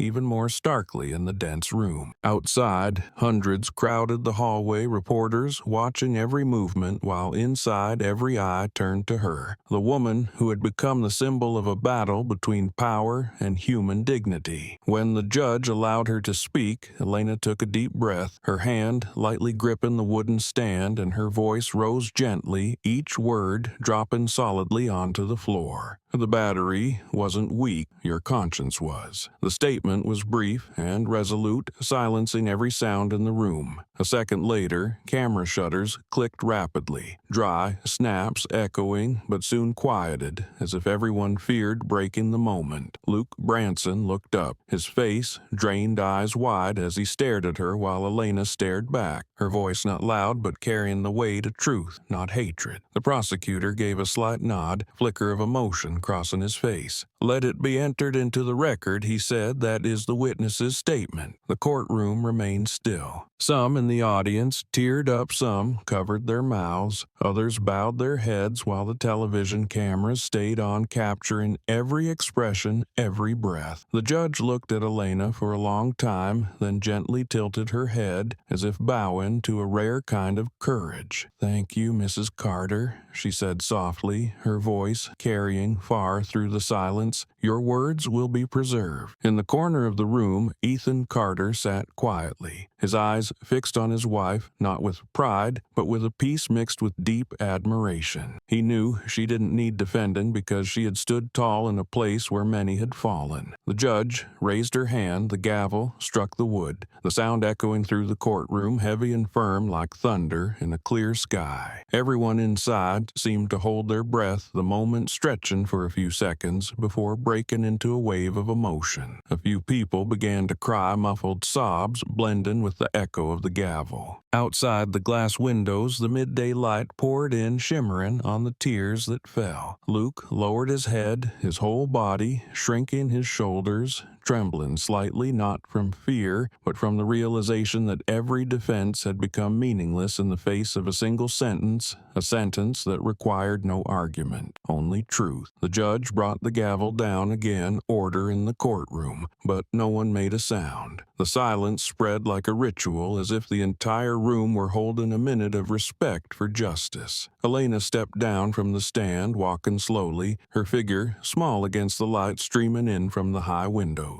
As she passed, a few people stood and bowed their heads. A female reporter whispered. She didn't have to shout, but the whole world heard her. Ethan stood walking toward the door, opening it to a burst of light, where the chant "Justice for Elena" echoed across the plaza. Inside the room, the sound of the gavel still lingered, not just as a symbol of the law, but as the heartbeat of a country that had just witnessed justice speak for real. In the afternoon light from the tall courtroom windows slanted through layers of dust in the air, forming thin beams that cut across the heavy silence. Hundreds filled the gallery, every slight movement swallowed by the weight of anticipation. Judge Rhodes raised her head, her voice steady, each word falling slowly and heavily. The court finds the defendant, Luke Branson, guilty of racially motivated assault, sentencing him to 15 years in prison. began. There was no applause, no whispering, only the sound of the verdict, spreading clear and low like a bell striking still water. Luke froze, his shoulders slumping as if a stone had been placed upon them. His hands clenched, then released his gaze, vacant, staring into the distance like a man who had lost his way. Sweat pooled and trailed down his collar, and for the first time since the incident began, he no longer wore the arrogance of someone above others, but looked like an empty shell facing consequence. Ethan Carter sat at the back row, light falling across half his face, his eyes unmoving as the sentence was read. He didn't smile, didn't gloat, only gave a slight nod, a quiet acknowledgement of the justice he and his wife had waited for. Beside him, Elena remained still, her white scarf reflecting the light, her hands folded in her lap. She looked toward the defendant's stand at the man who once stripped her of dignity,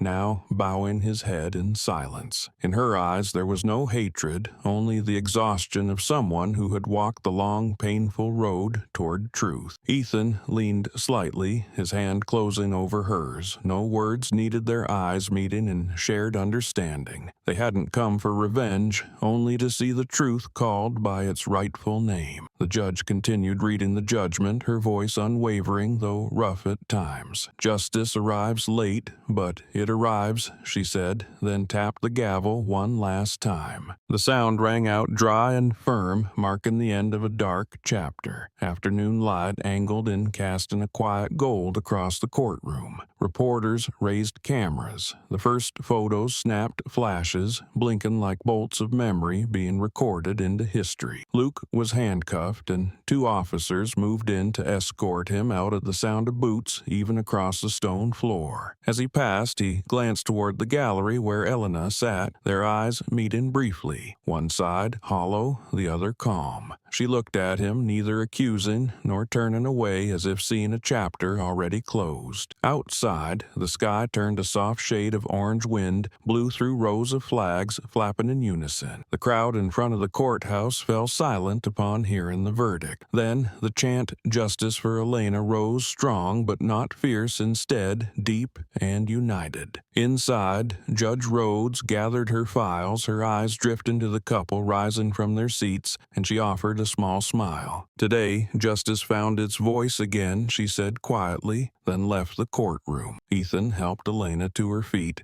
and together they walked the long hallway, the last light of day casting their shadows across the tiled floor like a quiet but proud period. At the end of the journey, they had walked to the very edge of truth. Elena rose from the courtroom bench as the space around her slowly emptied, afternoon light slanting through the tall windows, brushing her face with a soft golden hue, gentle yet steady. She turned her hand, trembling slightly before it gripped Ethan's, and the warmth from his palm began to unravel the tension that had gripped her for months. The footsteps of officers escorting Luke Branson had already faded, leaving only the echo of the verdict and the gavel pulsing like the heartbeat of renewed trust. Elena lifted her head, her eyes tired but deep and bright, her voice low, almost a whisper. No victory comes from hate. The words dropped into the silence like breath, yet carried a weight that filled the room that had just witnessed a journey soaked in tears. Ethan looked at her, light caught in his eyes as if time paused there. His lips pressed tight, then exhaled gently, his hand tightening around hers as if afraid her words might disappear into the wind. He bowed his head, his broad shoulders trembling slightly, not from weakness but from the full understanding of compassion in that moment.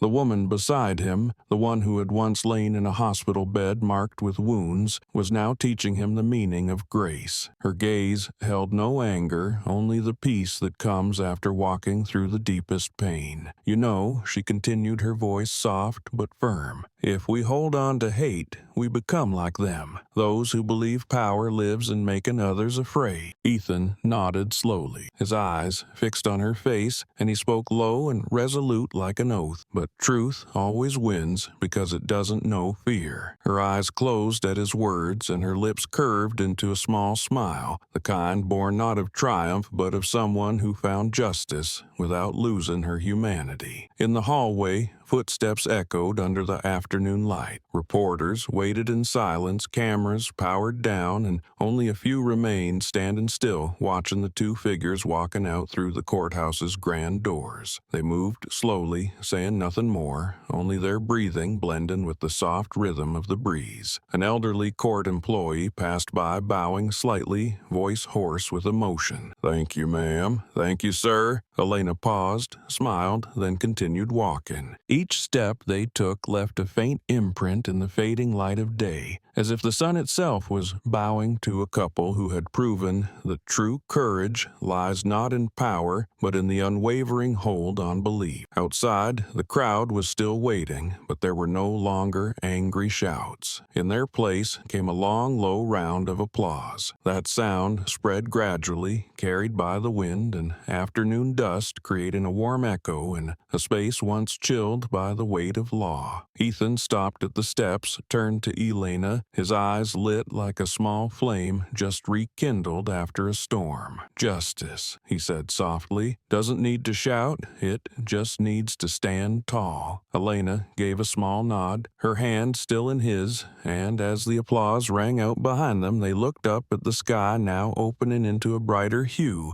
the dawn of belief after a journey through the longest stretch of human darkness. The physical therapy room at the military hospital lit up with early sunlight streaming through the large window, casting soft streaks of light across the white floor. The gentle beep of a heart monitor blended with the steady sound of wheelchair wheels gliding down the hallway. Elena Carter walked slowly, hand gripping the metal bar, her weak legs trembling as if navigating between two worlds, one of pain and one of rebirth. Each step she took was a battle against memory, but in her eyes there was no fear left, only the resolve of someone who had learned what it meant to rise after being struck down. Sweat dotted her forehead, but she didn't stop, her lips pressed together, breathing steady, her small frame resilient, as if in quiet dialogue with the wounds still mapped on her body. At the end of the room, light slanted through the glass landing on the recovery tools, and the mirror reflecting her image, a frail figure holding a quiet strength. The head nurse, who had watched her progress for weeks, stood nearby, eyes filled with both care and admiration.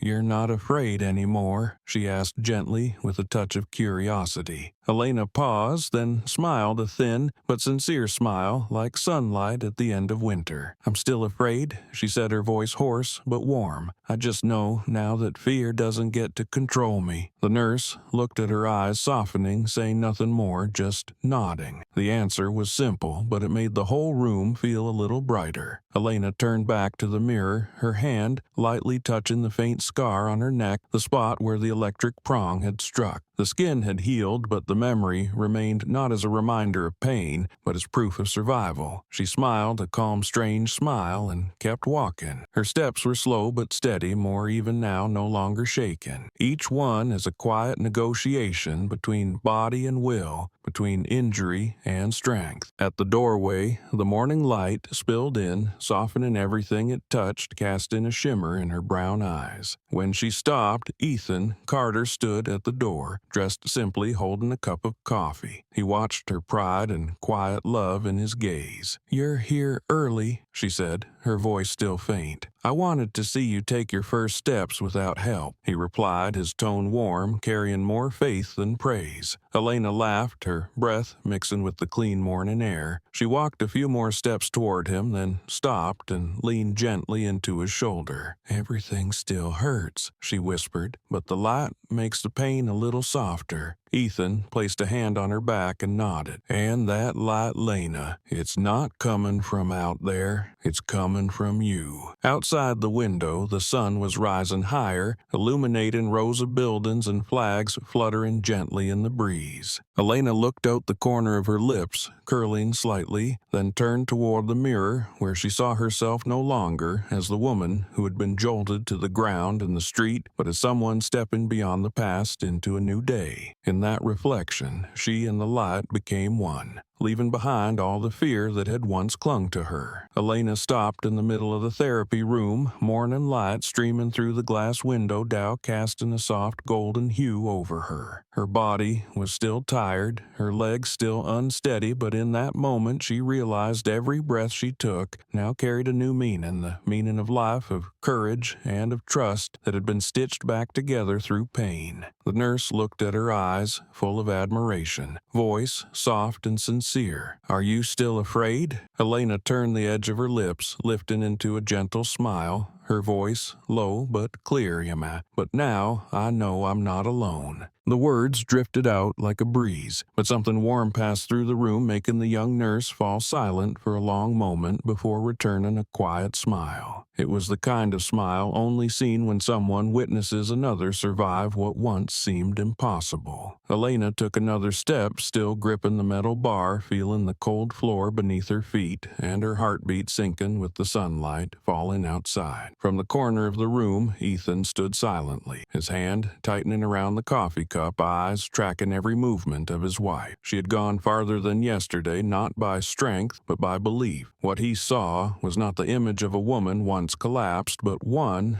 who had risen with a light she created herself. Every step she took was a reminder that strength does not come from hardness, but from the ability to face weakness and rise beyond it. Outside the window, the wind stirred the tree branches, carrying the scent of fresh sap and the dampness of early morning. Sunlight slanted through the glass, reflecting off Elena's eyes, making them shimmer as if holding the whole sky. She paused, lifted her head to let the light in, casting it across her face, still marked by fatigue. And in that light, every feature softened and grew more assured. The nurse lowered her head to write notes, then looked up and smiled gently. "You're moving faster now." Elena laughed at the sound, light and full of life, like a small breeze passing through a space once filled only with machines and the smell of medicine. Ethan stepped closer, saying nothing, just standing behind her, letting his breath fall into rhythm with hers. Elena turned her head slightly, her eyes meeting his, both silent, yet the silence was filled with connection. "You see," she said softly, "every scar knows how to reflect the light if we let it." Ethan nodded, his gaze quiet and deep, his hand resting on her shoulder, gently tightening like an unspoken agreement. Outside, the sun rose higher, light pouring onto the floor, stretching their shadows into a single shape. On the glass, the reflected beams scattered into streaks vivid, like a sign of a new day. Elena looked out and saw a few birds perched on the railing, the breeze lifting the white curtain gently. In that moment, she no longer saw herself as a victim of anything, but as someone alive, moving forward and carrying within her the light of those who had once stood again after the storm.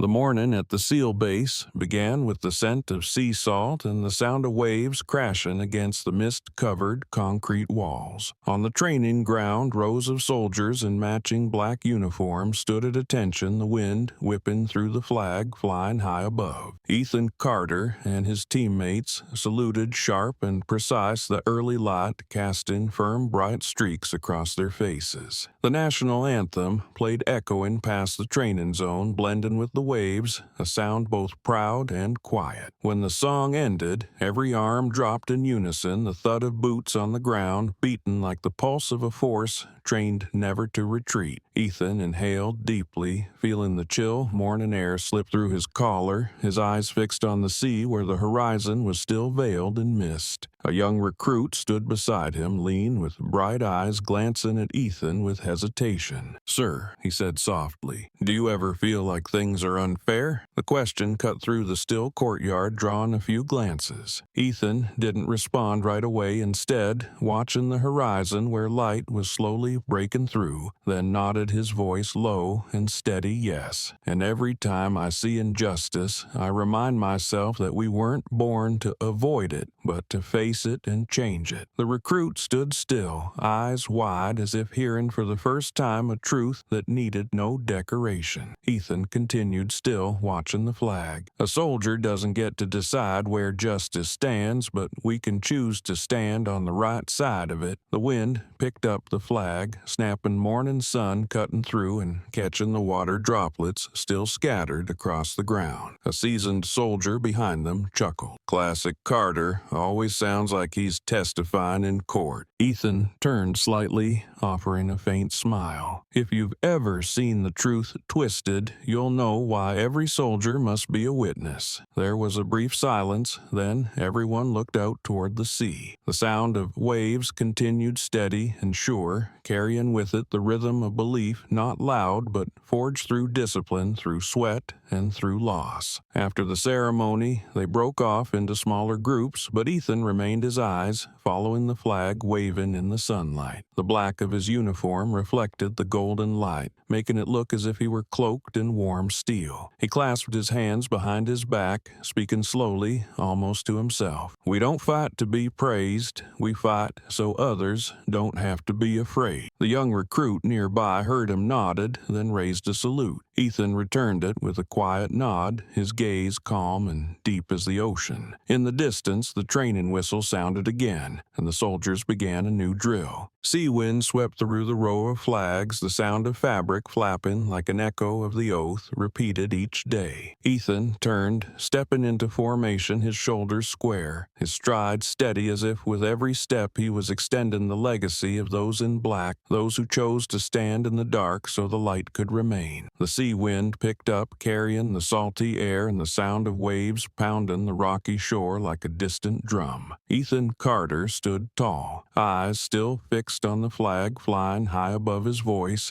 deep and clear. Yes, I have seen injustice. Paused, letting the words settle into the wind, then continued. But if we stay silent, injustice becomes law. The statement landed clean and heavy as steel. Those nearby tilted their heads slightly, their eyes reflecting understanding. A few young recruits swallowed hard, their faces tightening between respect and thought. This wasn't something from a manual, but the experience of someone who had seen what books could never teach. Ethan turned to the recruit who had asked, his gaze kind but firm. Being a soldier isn't just about shooting and marching. Sometimes it means standing up when the world wants you to bow. The young man gave a small nod, the answer etching itself into his stare like an unspoken order. Far off, the sun rose above the horizon, casting the day's first light across the water, reflecting in scattered rays like molten steel. The entire field was bathed in golden brightness, glinting off the black uniforms of the soldiers in formation. The sea wind lifted the flag, making it snap like something alive. The fabric lifting high into the blue sky, casting shadows over the faces, all turned in the same direction. The whole unit stood still, no one speaking, but the silence held the weight of 1,000 oaths. The wind whistled through sleeves, the waves struck the shore. The flag ropes tapped the pole together, forming a simple hymn of loyalty and honor. Ethan bowed his head lightly, one hand pressed to his chest where the seal emblem lay, then took a long breath, the scent of salt filling his lungs with the pure sense of something sacred. A seasoned officer beside him spoke softly. There are battles without bullets that demand more courage than any war zone. Ethan gave a slight nod, his gaze settling on the row of recruits watching him, his voice steady. Because justice isn't a slogan, it's a daily choice made by each person who wears this uniform. The words fell into the air, quiet in everything. The young faces stood taller, shoulders squared, eyes sharp with purpose. Light angled across the field, casting flag shadows onto the sand, each outline glowing under the morning sun as if sketching a new image of the generation rising. The wind picked up again, strong and pressing, making the flag ripple hard, sending sunlight flashing across the ranks like golden spears. Everyone stood still, eyes raised silent. but within that silence was a shared breath of belief. Ethan looked around, a strange calm settling in his chest. He knew justice had never been easy, but in that moment among the light and the wind, he felt certain that those standing beside him were carrying the same sacred vow, the promise that if the world ever grew dim, they would be the ones to bring back the light. The CNN studio glowed brightly in the evening studio lights, casting a formal yet tense atmosphere over the interview table. Behind the thick glass, the technical crew adjusted cameras, small clicks sounding in a steady rhythm. On the monitor in front of the host, the words "Live, Elena Carter on Justice and Forgiveness" appeared clearly. She sat across from him in simple clothing, her face no longer pale, but her eyes still deep, carrying something unnamed, part calm, part strength. The host nodded slightly to the audience and turned to her voice, low but warm. "Thank you, Ms. Carter, for joining us tonight. The whole country is watching. After everything that's happened, is there something you want to say to them?" Elena looked down for a second, then raised her head. Her voice, slow, clear, each word shaped by time. "I forgive, but I don't forget, because memory is the only thing that keeps the past from repeating." The words landed like a low note, quiet in the studio. The camera lights reflected in her eyes, giving the impression that they held two worlds, one that had ended and one just beginning. The host gave a small nod. His face briefly moved. "You said you forgive. Was that hard to do?" Elena took a deep breath, her hands interlaced on the table. "It was," she said, "but not because I hated, because forgiveness is a long journey. It begins with accepting that my pain might become something good for someone else." Her voice didn't shake, but each word felt placed from the heart. Behind the glass, the director signaled to hold the frame, the lens staying a little longer on her face. The face of a woman once struck down in the street, now sitting beneath lights to speak of human strength. Outside the studio, city lights filtered through the large window, blending with the red tones on the live broadcast screen, making it feel like the whole world was listening. The host gave a slight smile. "Do you believe forgiveness can change anything?" Elena looked straight into the camera, her gaze holding steady as if trying to pass through the lens to reach millions watching. "I believe anger can help people survive, but only forgiveness helps them keep living. Forgiveness doesn't erase the past. It keeps the past from ruling the future." Another short silence covered the room, broken only by the quiet hum of lighting equipment before the host softly said, "Thank you," because that sentence might be remembered longer than the verdict. As the broadcast ended, the studio lights softened. Elena stood up, bowed to the crew, and walked slowly toward the glass doors. Outside, the technicians rose silently. A few clapped softly, not loudly,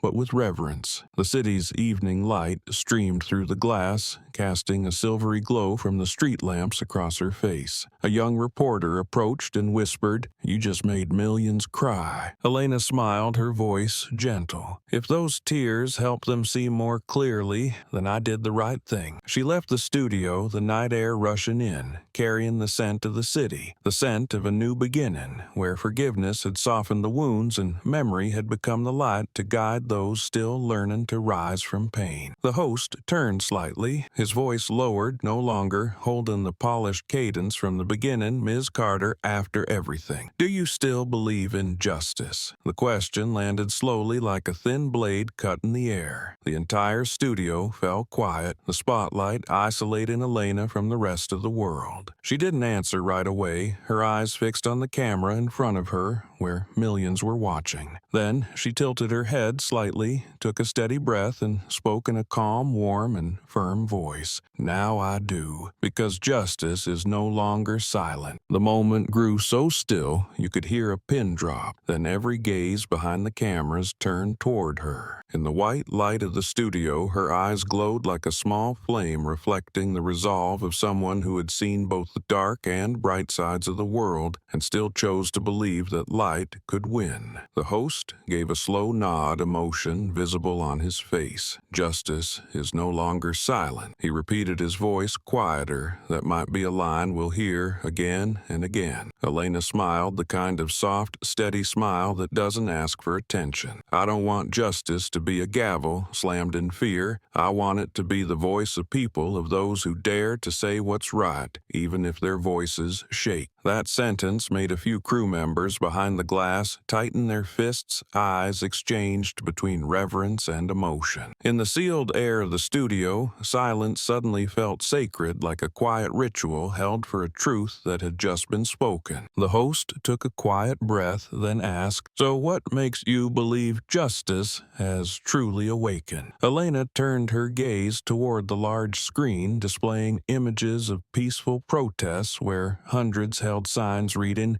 "Justice speaks the light," from the banner reflecting in her eyes. Because people spoke, they raised their voices, she replied, and when enough voices rise together, silence has nowhere left to hide. She paused briefly, the studio lights casting her shadow long across the floor. I used to think justice belonged to those in power. Now I know it belongs to those who dare to believe. In the control room, the live broadcast showed a spike in viewers' millions of comments flooding the screen with words like faith, truth, courage flashing by. Outside, night settled over New York, the glow of skyscrapers blending with the giant public screen where crowds followed the interview, Elena's image shining in the center of the lit-up city. She remained seated, her expression calm, her voice echoing through the broadcast, clear and resonant like a bell. Justice isn't distant. It only goes quiet when people fall silent, and I've seen it speak again. When the program ended, the host stood, shook her hand, and his eyes filled with respect. "Thank you, Elena Carter," he said, "because today justice was truly heard." She nodded as the studio lights slowly dimmed, leaving in the warm hush a lasting echo, the sound of faith spoken aloud. The morning at the city's police academy opened under the white lights of a new training room where dozens of young officers sat upright on wooden benches, eyes fixed on the large screen ahead. The words de-escalation and bias awareness stood out against a black background alongside the gleaming silver badge emblem. The instructor's voice rang out steady and firm. "Today we'll review an incident that shook the system." The lights dimmed, the screen lit up, and the first frame showed a sunlit parking lot with the sharp shout, "Stop resisting," cutting through the silence. No one spoke. They all knew the case, the story of Elena Carter, the woman who forced an entire institution to reckon with itself. The low-angle footage captured the flash of the stun gun, her body collapsing, a scream echoing, then shifting to the courtroom scene where she stood speaking of memory and justice. Each sound landed like a warning. A young officer in the front row lowered his head, hands clasped, eyes fixed on the image of a woman smiling through pain. He swallowed, hard, silent. The instructor turned off the video, and the room sank into heavy silence. The white lights came back on, shining down on faces still frozen in emotion. That, he said, is the result of 1 second of lost control and an unchecked bias. He walked slowly to the center of the room, his voice low and even. But it's also the beginning of change. Starting today, in every training session, we will remember that power is not strength, it is responsibility. The young officer looked up, eyes red, voice quiet but firm. "Sir, if that were my mother, I would want justice to speak too." The room fell silent again, then the instructor nodded. "And that is exactly why we are here." At the end of the session, the class was led to a newly opened hallway where a large bronze plaque hung at the center of the main wall beneath the engraved words, "Honor through Humanity." On the wall, framed photographs were displayed with care citizens' victims and the officers who helped shift the way law enforcement saw itself. At the center was a photo of Elena Carter, sunlight from the window casting across it, making her eyes in the image seem even brighter. Beneath it, a small line etched etched in steel, justice speaks when silence ends. The young officer stopped in front of the photo, his hand gently touching the cold glass. The chill at his fingertips softened his heartbeat, yet sparked a new awareness. He whispered, "I understand now." Beside him, the instructor gave a slight nod. "You've just learned a lesson no classroom can teach." The whole group stood silent for a few seconds, then stood at attention, hands over hearts, the light reflecting off their badges into a shimmer like a quiet vow. Outside the window, wind rustled through the trees, the sound of leaves like a greeting from the past to a generation learning how to make things right from mistakes. That morning in a room filled with light justice was no longer a distant idea. It had become a compass carved into the wall and embedded in the hearts of everyone in uniform. The instructor stepped to the center of the room, sunlight slanting over his shoulder, casting a glow on the bronze plaque. His voice rang out low, slow, and steady. "Remember, power isn't about proving who's stronger. It's about protecting those who aren't." The words echoed across the training space, bouncing off the white walls of the new academy where the scent of paint and metal still lingered in the air. Dozens of young officers stood still, hands on their chests, eyes fixed on the instructor, then slowly turned toward the Wall of Honor. Dozens of framed photos lined the wall people who had helped change the system, but every gaze stopped at the one in the center set in a brighter frame, Elena Carter. Light from the window struck it at an angle, illuminating her face with a calm expression and a soft smile that carried both pride and grace. The instructor moved closer, his hand gently touching the small words engraved beneath the frame. "Survivor of Honor." He turned back to the class, his eyes firm yet warm. Honor doesn't belong only to those who've never fallen, but to those who have and still choose to rise to make things right. A soft breeze passed through, shifting the curtain at the window, reflecting light across the protective glass of the photo, making Elena's eyes seem alive, watching each person in that room. One young officer standing closest looked up, his gaze fixed for a long moment. In his eyes, the woman in the frame was no longer just a face from a case study, but a symbol of courage, of resisting prejudice with dignity. The instructor looked around the room, his voice slowing as if speaking to each person individually. "One day, you'll be out there wearing this badge on your chest. When that day comes, ask yourself who you're making feel safer." No one answered, only lowered eyes and deepening breaths filled the quiet room. Each cadet felt the weight of those words not as a lecture, but as a binding oath, a silent vow made by those who wear the uniform. The final light of the day shone down on the bronze plaque, reflecting onto the wall of names, making the phrase "Survivor of Honor" appear to glow. A young officer spoke softly, almost as a promise, "I won't let someone become a victim just so we can learn another lesson." The instructor nodded gently, pride flickering in his eyes. That's the only way to uphold honor, turn it into action. The whole class stood still, sunlight streaming through swirls of golden dust, lighting up each young, resolute face. Outside the window, the academy flag fluttered its reflection, dancing across the glass frame of Elena's photo. And in that solemn silence, it was clear that Survivor of Honor was no longer just a title, but an unspoken vow in the hearts of those preparing to wear the badge. A vow to protect instead of intimidate, and to ensure justice always has a voice.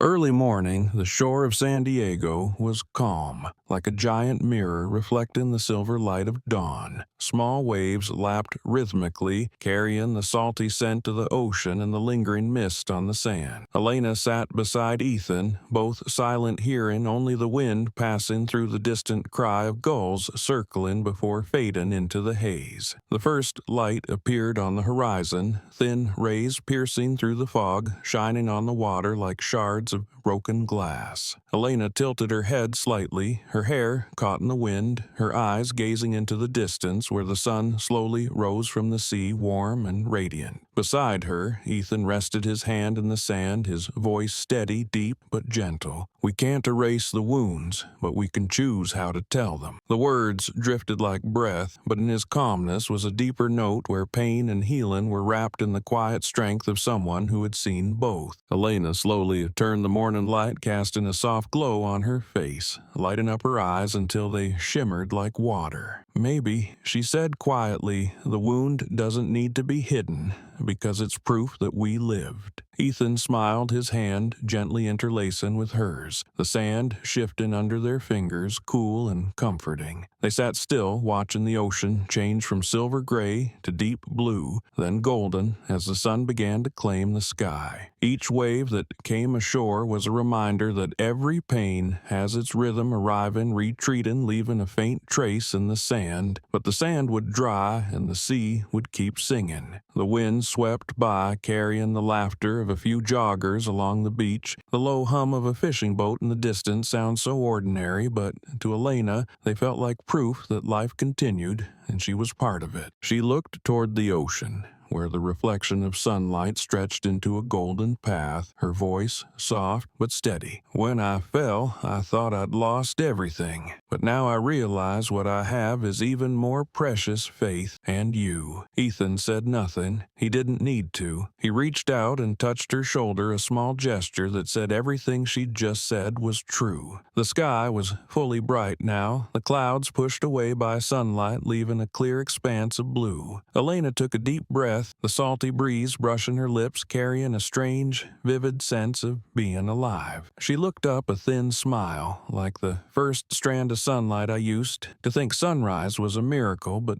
now I know it's a reward for those who make it through the night." Ethan looked at her, the light glowing across his face reflected in his deep eyes. "And you made it, Lena." They sat there between sea and sky, saying nothing more, letting the wind pass through the light, pour down, and time move gently on. On the sand, their footprints stretched side by side toward the water's edge, where waves touched and retreated, leaving behind a faint trail like memory never lost but washed clean by the dawn. Elena looked out at the sea, the waves stretching endlessly, like the breath of the earth, gentle and steady. The morning light cast a soft glow on the clear water, reflecting a silk-like brightness across her face. She was silent for a moment, her hand tracing a thin line in the sand. Then she spoke, her voice slow but clear, "So that those who come after won't fear the police but trust them." Her words floated through the quiet air light as the wind yet carried a faith she had spent her life holding on to. Ethan looked at her, his face unable to hide the emotion his eyes drawn to, where the sun was slowly rising above the horizon, light turning each wave gold. He understood that what she said wasn't just a wish, but a message from a generation that had endured much to make room for a new kind of trust. The sea breeze passed through, carrying the scent of salt and morning. On the water's surface, light stretched into long streaks, fading into the distance. Ethan tilted his head, his voice deep and warm. "One day there will be those in uniform who step out from the shadows without making anyone bow their head in fear." Elena smiled softly, the smile of someone who had seen the past but refused to be trapped by it. "I want the next generation to see not power in the police, but protection," she said, her eyes still on the sunrise spreading across the ocean. Her voice was soft but firm, each word flowing with the wind like it was part of the waves. "If justice is light, then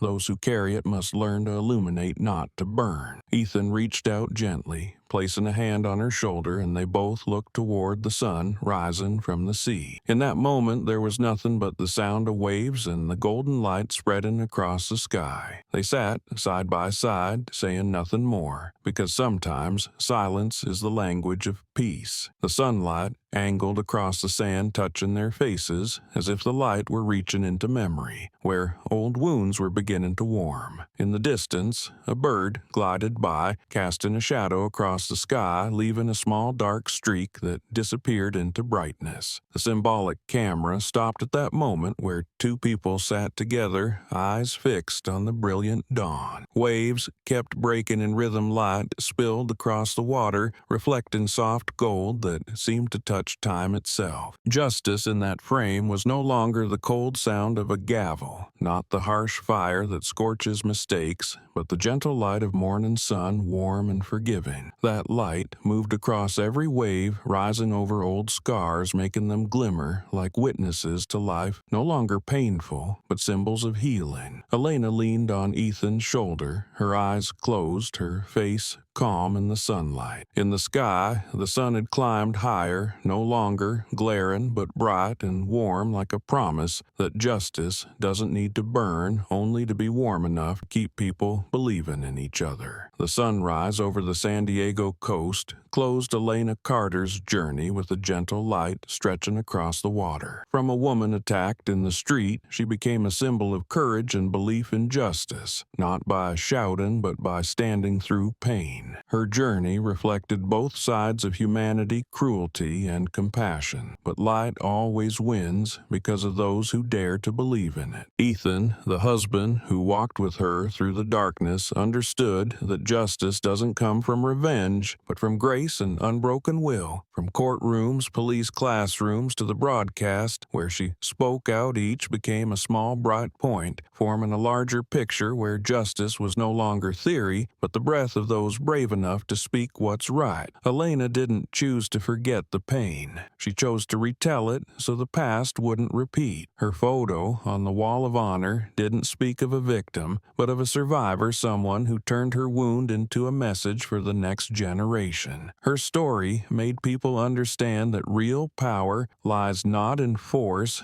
but in the ability to protect the vulnerable with humanity. In the rising dawn, Elena smiled, her smile blending with the light like a message. Justice doesn't need to burn bright, only warm enough to keep people believing in one another. That was the deepest lesson, that when people choose to stand in the light, the world won't live in fear, but will begin to heal through trust, courage, and compassion.